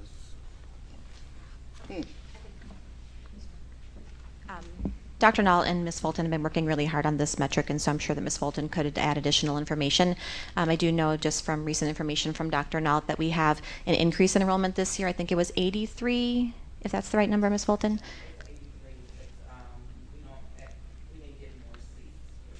okay. Yeah. Yeah. At the Tech Campus. Yeah. Yeah. And what Ms. Hannah is asking, I think, is like, do we have 300 seats and are we only utilizing 286? Right. That's That's what what her I'm question Okay. is. Look into that. Sure. But we do have 83 additional students enrolled this year, so we have an increase in enrollment, so that's a really positive thing. Mr. Hill, thank you. Yeah, because that's Okay, good evening, everyone. Continuing on with the some of the celebrations and peeling back some of the data. A couple of the key metrics that we're looking at with this high school transformation plan. Again, it's a 5-year transformation plan. We've just completed our first semester. We're now in semester 2. One of those key data points that we're looking at is our on-track numbers. And that is the number of students that are on track to graduate high school in 4 years. And so what you see on the screen there is a breakdown of our 9th, 10th, and 11th and 12th graders. Last year at the same time, middle of the year, versus this time, middle of the year. You can see with our freshmen, we had about a 14.5% increase from this time last year. With our sophomores, we've increased the on-track numbers by 12%. Our juniors, almost 7% more students than last year on track. And then with our 12th graders, we have almost 12% more students that are on track. Some additional data points that are on the screen in terms of some of the accomplishments with the work that we're doing has to do with the number of classroom visits and feedback that we've been able to provide teachers. 711 of those have been documented within our monitoring system. We've also had, as mentioned before, over 1,000 students that were celebrated this semester for achieving honor roll status. We've also been working very diligently with the new administrative team on learning the multi-tiered process, systems for supports. So it's our problem-solving process, and when we see a problem, going through an actual process to validate the root causes of those problems prior to taking action. And we've been learning and doing some work to move forward in that area. Next slide, please. I do apologize. I just know it's going to come up, so I do want our board members to hold. But if we can go back to the slide, because I want a clarification, this is comparing different classes, correct, Principal Hill? So like the 61%, 61.4% of freshmen, now we're saying this year those are 10th graders, and 69.36 of those are on track, and that's on track in 10th grade. Correct. And why I want to point that out is I think it's a bigger celebration than you all are giving yourself credit for. Is because if I only had 61% of students that were on track as freshmen, and I increased that to 69.36 that are on track as sophomores, that's actually a bigger increase. It's because you had to make up the credits that were deficient Correct. for those students that were freshmen. So I just wanted to make sure I understand, and then I want to highlight that as it's not just a comparison, because these are different freshmen. You guys Correct. have taught me that. So comparing these freshmen to So last look year's at it freshmen are different, diagonally, yeah. but you got to look at it diagonally. So thank you. Yep. And this other slide regarding attendance. So in terms of the number of students that are attending, we set a goal this year, both Washington and Brookside, to be at 85%. We based that number off of how we ended up last year, and then AOEC being at 60% as far as our average daily attendance. What you note there in green are those areas that have met or exceeded the goal for the middle of the year. At Brookside, we ended semester 1 with 86.26% of our average daily attendance. At Washington, it was at 83.3%, and then at Brookside, 68.41%. Going across, it was the same time last year. What the attendance rate was, the average daily attendance, and then the last two columns represent the chronic absenteeism rate. So the goal with that number is to go down, and we've been making progress. So the last slide shows last year we were at 17.6, now we're at 14.4 at Washington and Brookside, and then AOEC went down from 58.85 to 36.26. Again, a couple of notes there. We recently celebrated our no tardy, what they call a no tardy party, where we had students that had no tardies during first semester. We celebrated those students. Another 25 students that had perfect attendance. And then with our PBIS store, we do have a group of, a subgroup of parents and community members that work with us. They've been giving us a tremendous amount of feedback and ways to really get PBIS to be a more integral part of the high school with better offerings. And our goal here with all this work is to celebrate and feed those areas of the school that we want to grow, and then starve out those areas that we don't want to have. So again, part of that narrative shifting in terms of some of the things that we're doing.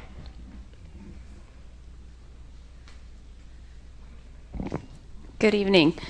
In terms of interventions, like Mr. Hill just pointed out, we've done a lot of work to identify root cause, and with that root cause analysis, we've been able to identify what interventions will be most successful.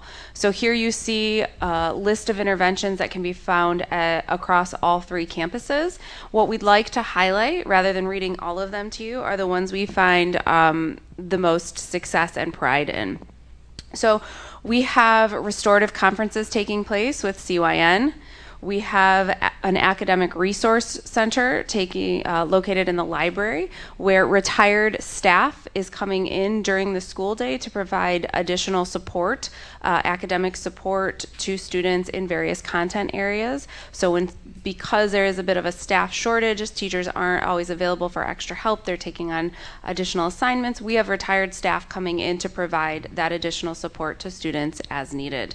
Another one we'd like to highlight, like Mr. Hill just stated, was PBIS and the support from the parent committee that's providing additional support and input on how to continue to promote the positive behavior and reinforce that. So we're very proud of that. As you noted, it was seen on the last slide.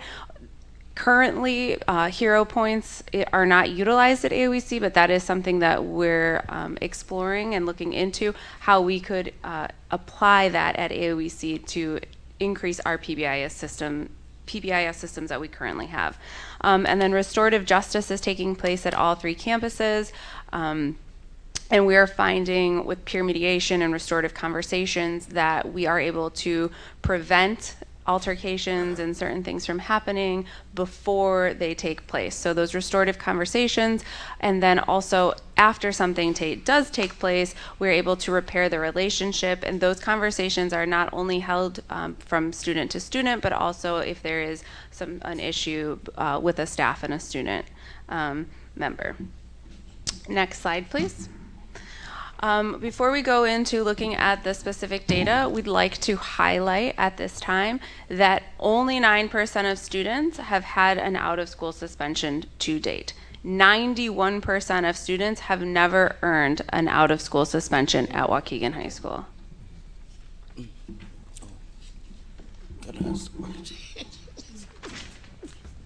Keep going.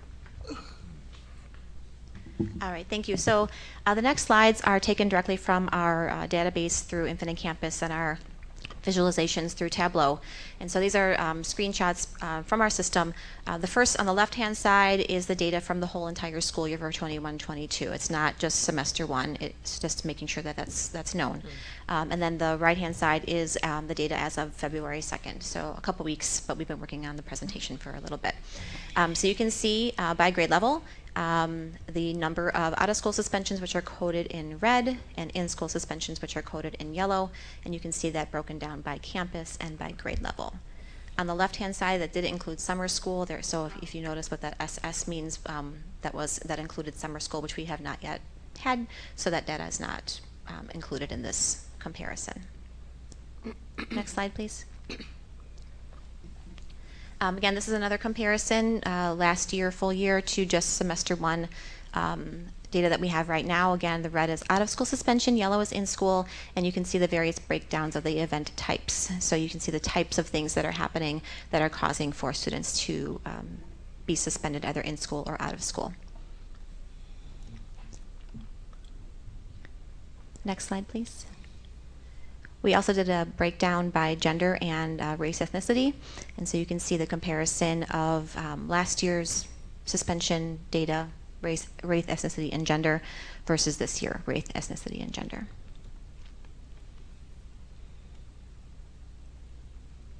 Next slide. One of the things that Ms. Carter was referring to in terms of the success of some of the interventions that we feel have great success are indicative of once the student has had to go through a suspension, which is obviously something we don't prefer to do, but we do utilize in significant situations. Once they have received a suspension, 75% of those students have not had a situation where they have earned another suspension. Next slide, please. And this is Mr. Dupuy. Thank you. Good evening, everyone. Some of the behaviors that we're seeing in our schools may be a reflection of our community. The community challenge that we're facing. According to, if we could go to the next slide, please. The Waukegan Crime Analysis 12-month trend report, there has been an uptick of offenses, including the ones that you have before you. That's something that just to keep in mind of what's happening in our community itself when you look at the 12 months that happened last year. However, if we go to the next slide, please. I want to just make sure that I share with you guys, this is my first time sharing with you, and I want to make sure that we're all on the same page when I speak. And these are some of the things that I want to make sure that you guys know there are short-term goals that I'm attending to in the immediate. That is, I'm establishing communication lines with multiple stakeholders. I'm meeting with many administrators across the board. I am conducting a needs-based assessment on the supportive climate of our elementary, middle, and high schools around restorative practices, community engagement, positive behavior interventions and supports, PBIS, and also traditional consequences. In addition to that, I'm also retraining our staff members and what it is to do data analysis and their roles in our department. That's short term. Long term goals that I want to make sure that you guys are aware of is that I want to make sure there's trauma informed education trainings throughout the district. Train staff and students on mediation practices utilizing the International Institute of Restorative Practice questions. In collaboration with other departments, I want to make sure that we develop a district-wide supportive attendance framework that would assist schools in addressing chronic absenteeism and truancy.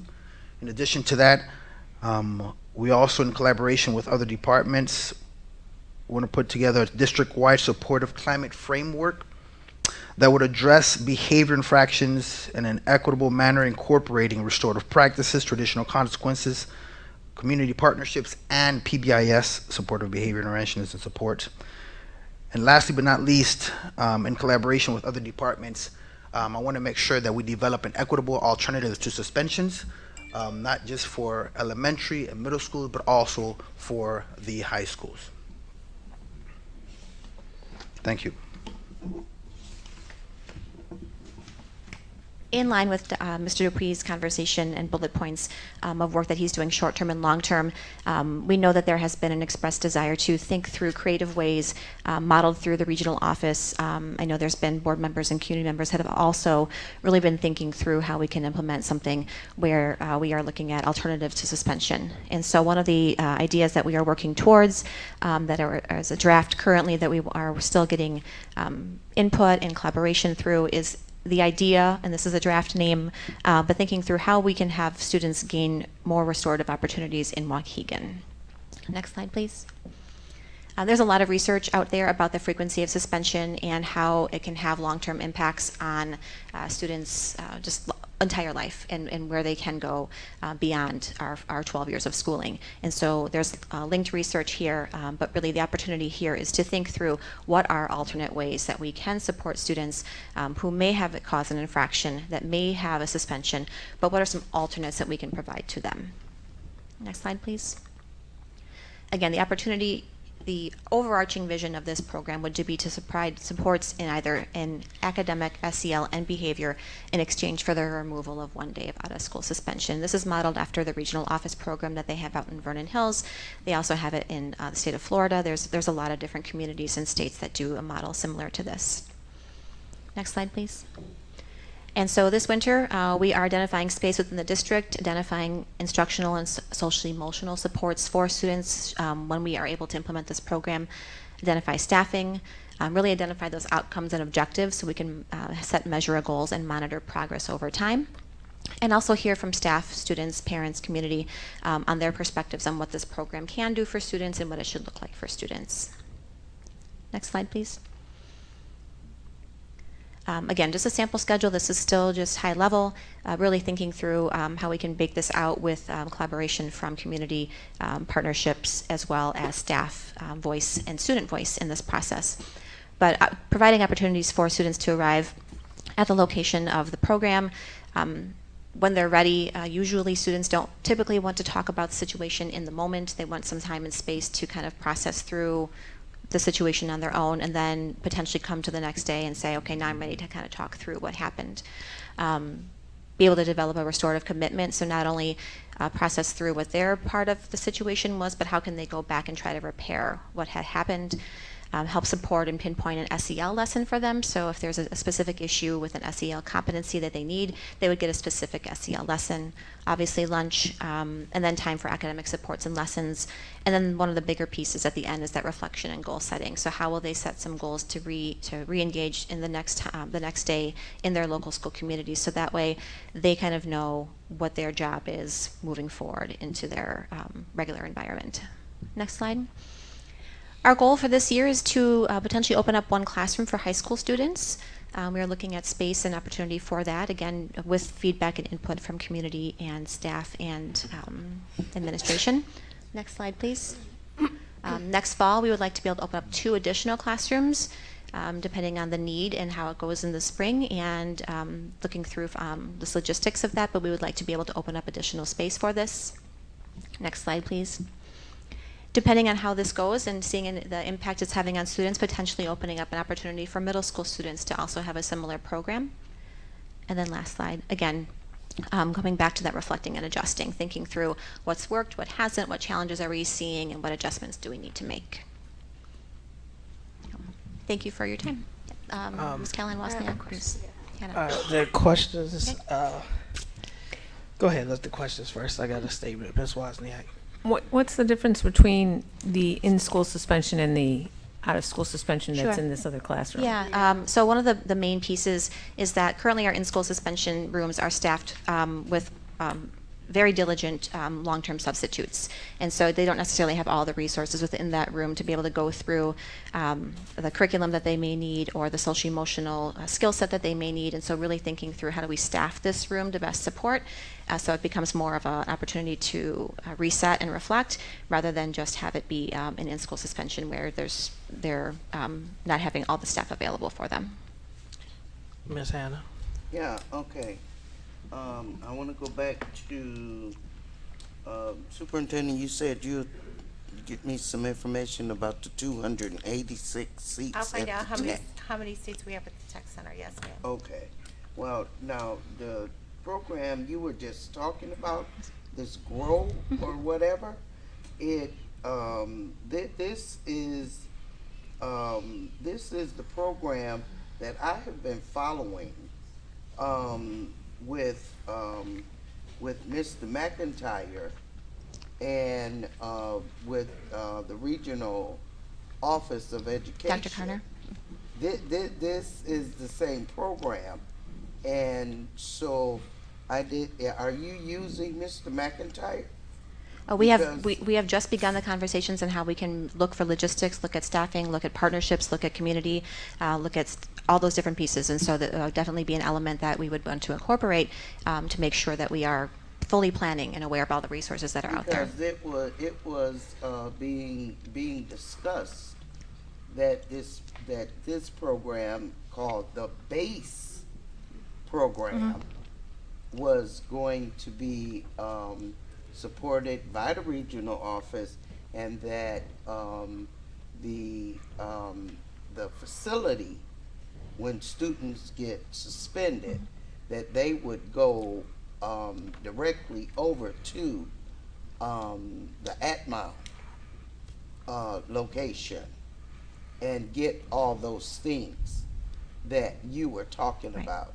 And so I'm just kind of wondering, did you collaborate with Mr. McIntyre? So I can help about with this that. program?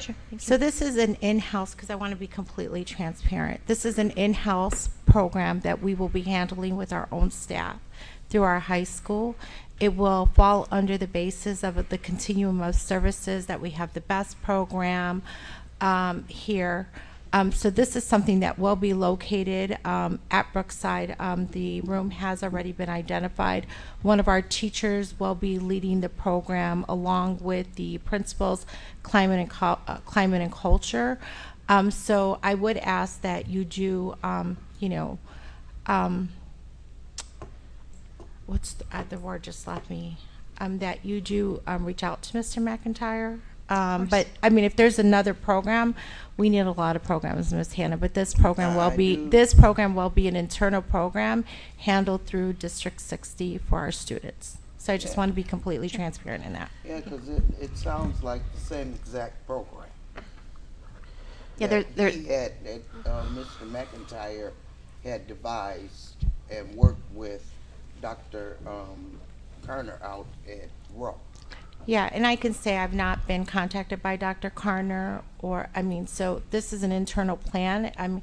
I'm sure that they're looking at where does Zion go, where does North Chicago go, but this is an internal plan for a full continuum of services for our Waukegan Public School students. Ms. Gonzalez. Ms. Gonzalez.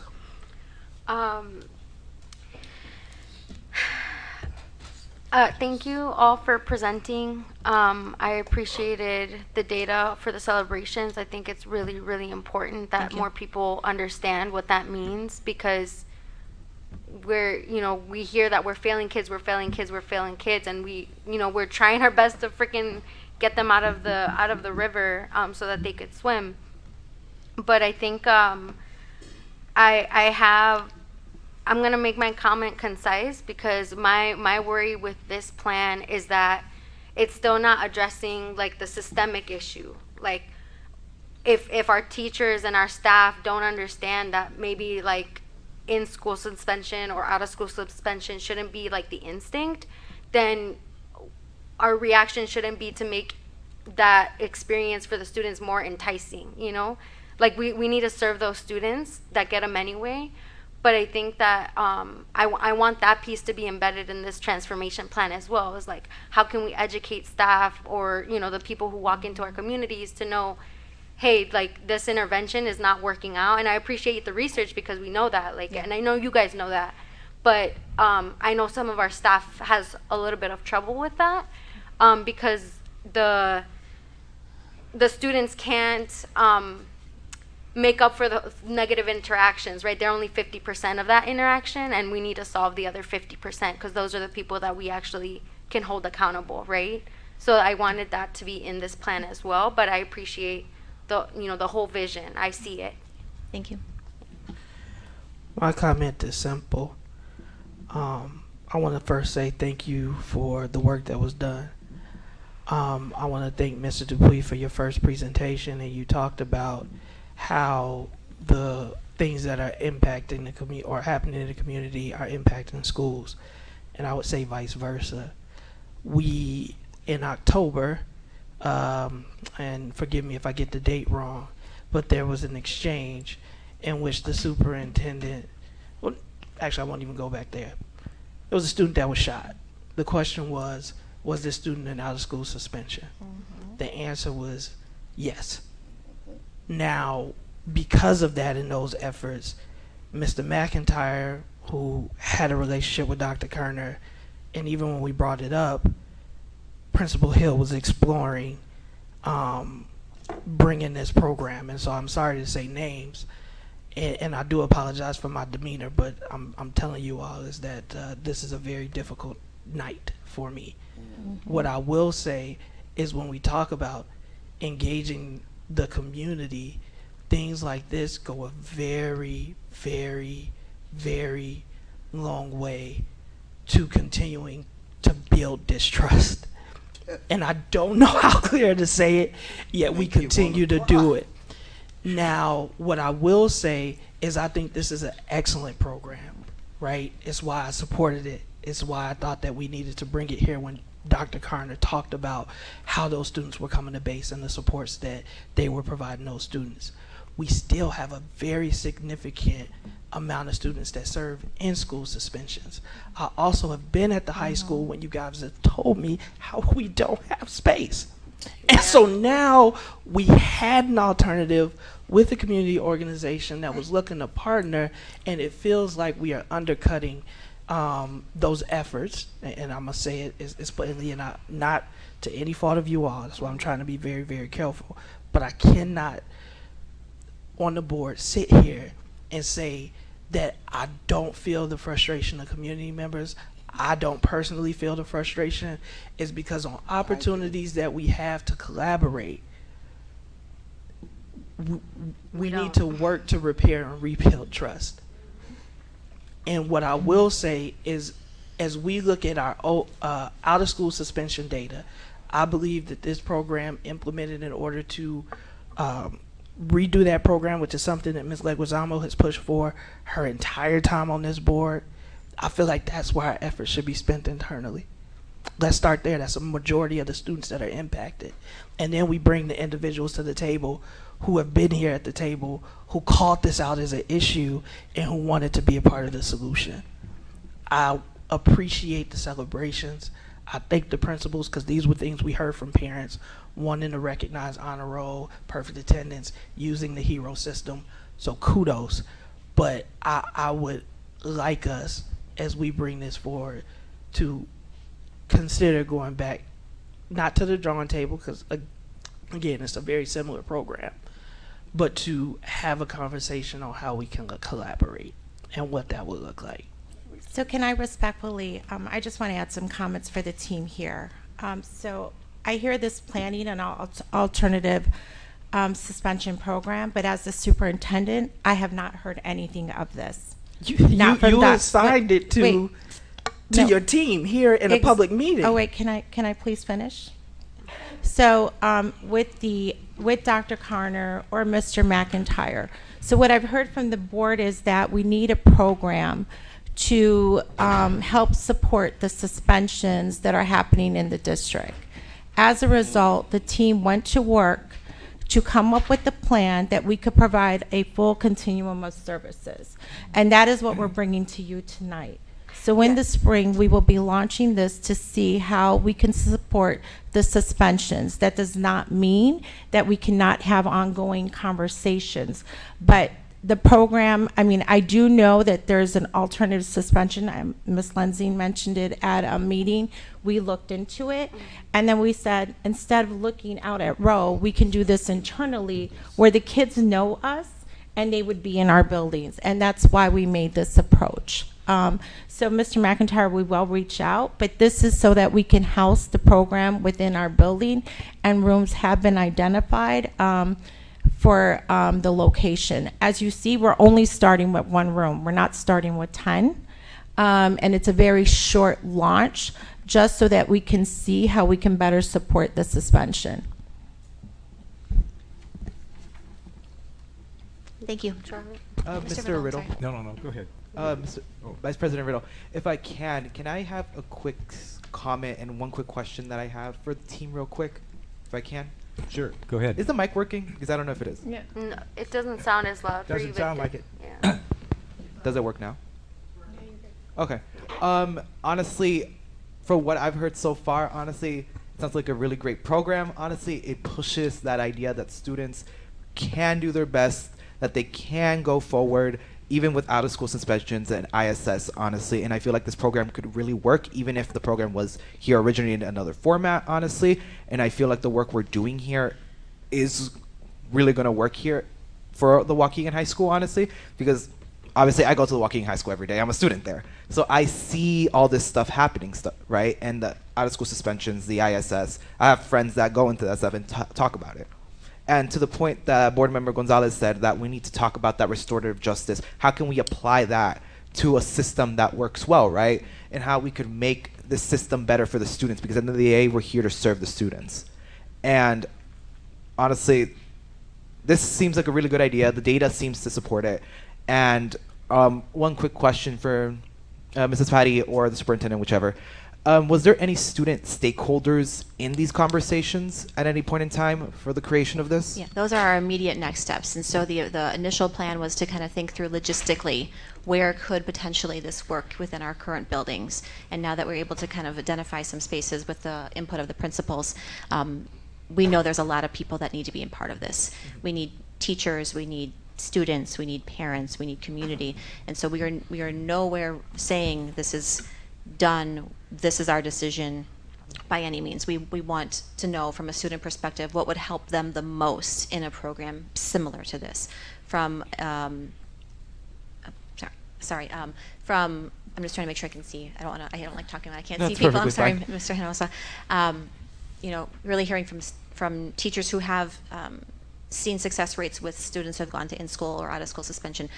hearing from teachers what academic supports would be helpful, hearing from other staff what kind of social emotional supports would be helpful, hearing from community partners around what services they could potentially push in and provide. So the initial planning that we have done so far really was take the idea, logistically can we pull this off, and now what are the next steps to get all the people around the table.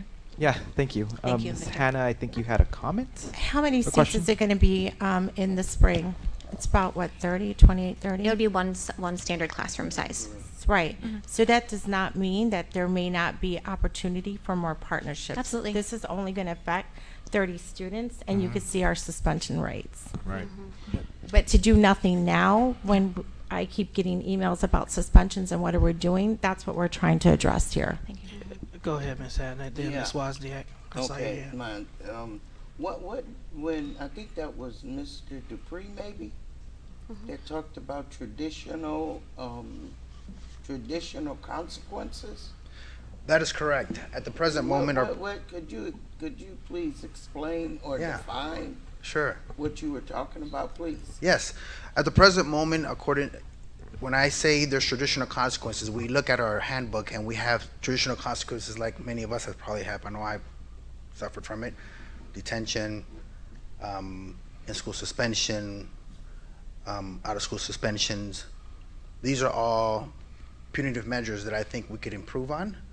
And however, I understand also there's some times where some students need an alternative placement somewhere else as well. So those are just common traditional consequences that students have received.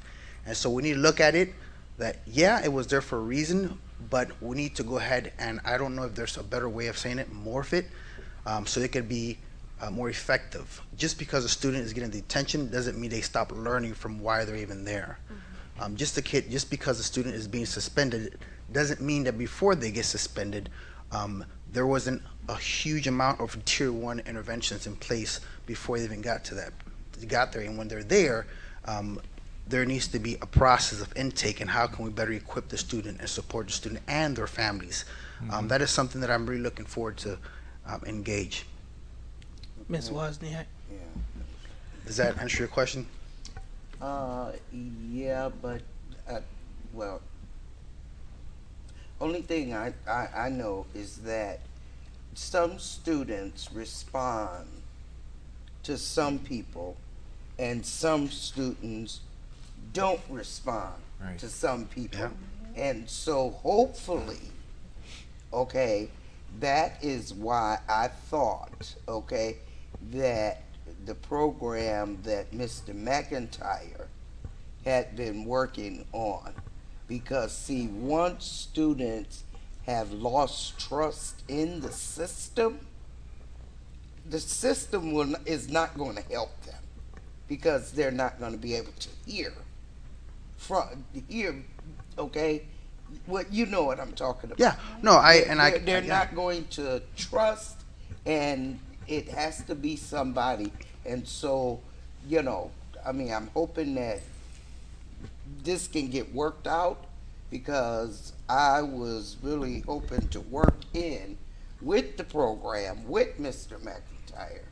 Sure. Okay, yeah. And I work with you with the reprimands, and some kids are going to respond, some kids are not. Yeah. And so it should not be just this in-district thing, because it's not going to be as effective as we want it to be. Yeah, so there's just not one approach. As you can see, there's many restorative practices that they showed. This is something that we are putting in place to offer a full continuum of services. And you're right, Ms. Hannah, there may be some kids that don't want to go to that place. They want to go to a different place. But in the meantime, there may be some kids that say, and parents that say, I feel more comfortable with my student being at the school. I mean, it's both ways, but I agree there should be multiple approaches. Ms. Wozniak. You sort of touched on this when you were speaking, Mr. Dupree, that we also need to make the detentions and the in-school suspensions more robust and not ignore those students before they become out-of-school suspensions. Correct. you know, that Yes. they, Yes, and if I could add to that, I think we need to be even proactive and engaging the students in relationships that actually matter before we get to that point. So that's part of what we want to really work on. And all the collaborative efforts that I'm doing in creating these bridges that need to be rebuilt, all that comes into play because we have a lot of work to do in front of us. And I think these steps that we're taking are good. And I'm looking forward to working on it, but we got a lot of work to do. So the superintendent stated that she hadn't seen the plan. So if a plan exists, I would ask that it be forwarded to the superintendent for review. I do appreciate very much you all taking the time. I do agree that we can't do nothing, but I think the word that keeps going in my mind, and it's actually one of our core values, which is collaboration, is something that should be embraced. So thank you all for presenting the data. I want to celebrate the fact that only 9% of our students have had an out-of-school suspension. I think that is something that should be celebrated, and is, you know, when we go to the community, I thought the statistics said 75% of our students did not have an out-of-school suspension, so that was also another really good statistic. But I want to make sure that as we move this program forward, that we do so in a collaborative manner. And I'm using that term because I do want to state is I don't know how else to say it. I am very frustrated. And I'm frustrated because while we have these efforts that are improving and change takes time, my inbox is inundated with issues, pictures of fights, right? We know, Yes. and we know our students, but and I want to give kudos to the high school team for what you guys are doing to change the narrative. The social media is some of the best that it's ever been. I think that is the true story about what Waukegan is. But what people often say is we celebrate the good, but we also got to look the ugly in the face and say this is something that we got to change.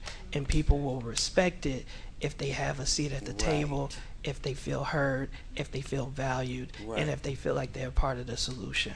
So thank you to the board for your questions, and thank you all for your presentation. Thank you.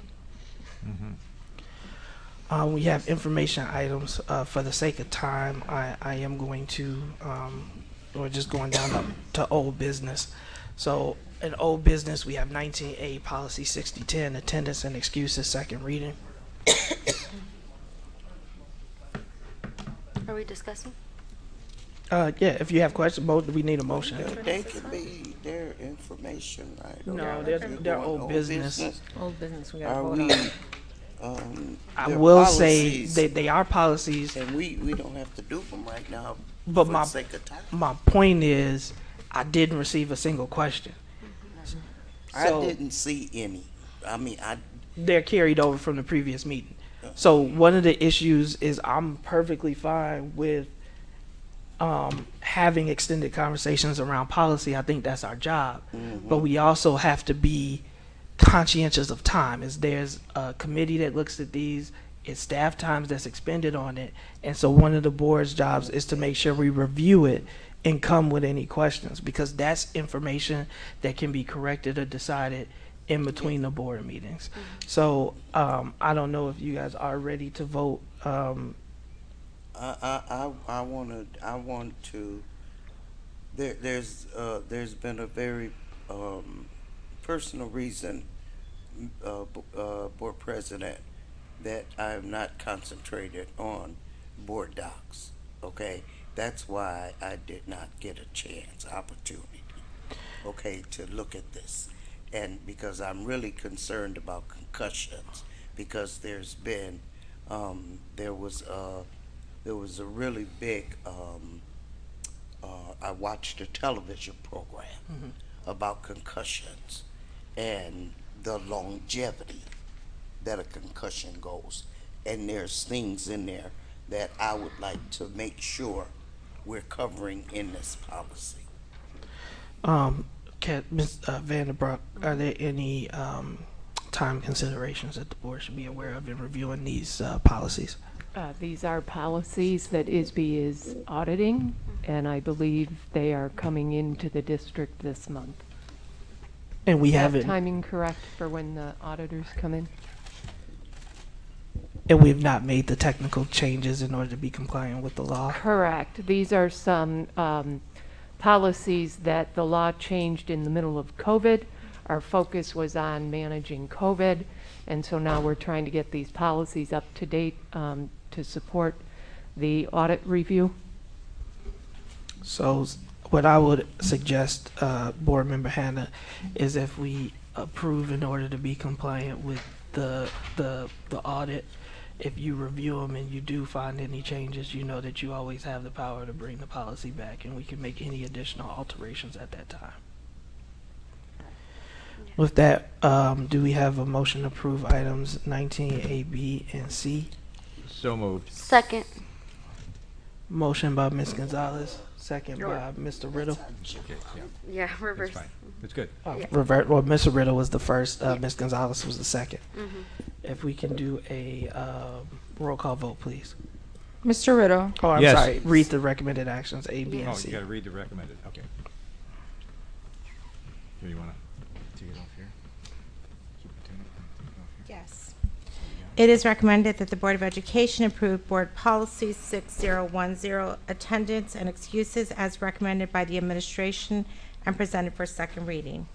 It is also recommended that the Board of Education approve Board Policy 8002, 2021 as recommended by the administration and presented for second reading.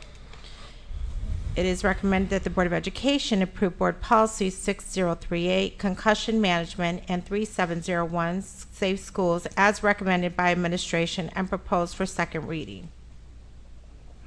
So we had a motion from Mr. Riddle, a second by Ms. Gonzalez. Any comments or questions on the motion? Yeah, I just hope that it is being approved now, and I certainly hope that with this approval, that the audit goes through, because there has been some updates with the concussion, and And that's my point. If any board member wants to bring any policy forward for discussion, if you got questions, concerns, want to make additions or deletions, you have that opportunity at any time. Yeah, But maybe this when, is the second time that we are looking at these items. I did review them. I don't have any issues with these, and if there are technical changes or things that you want to see, again, our vote today does not mean that we don't look at these policies. So. maybe just had a small ISB, comment. maybe ISB will audit it, and then they'll find what's wrong with them. So do you believe that there's something wrong with it? I That's my. told you I didn't get the And that's my point. So I read it, and I did so- not get the opportunity, but there has been updated information that I just saw Mhm. last week. So what I would say is that we vote yes in order to be compliant with the audit, and then if you still want to make alterations to policy 6038, you can bring it back and we can review that policy. And Ms. Hannah, I would ask you to provide me with the update information that you saw last week, and I can address whether that's in the policy. Roll call vote. Mr. Riddle. Yes. Ms. Callahan Wozniak. Yes. Mr. McBride. Ms. Gonzalez. Yes. Ms. Hannah. I pass. President Ewing. Yes. On which? All right, item approved, motion carries, item approved. We are now at board member time.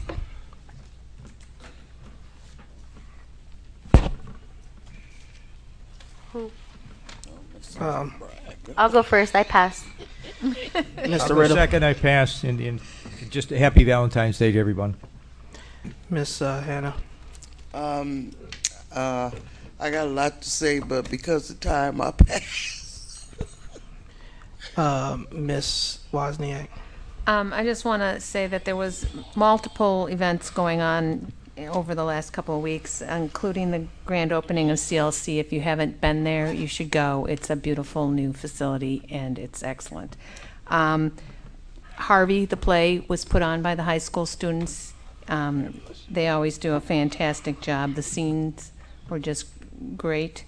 The Valentines for Vets, the drill team, did an excellent job of JROETC of getting people out to write the Valentines.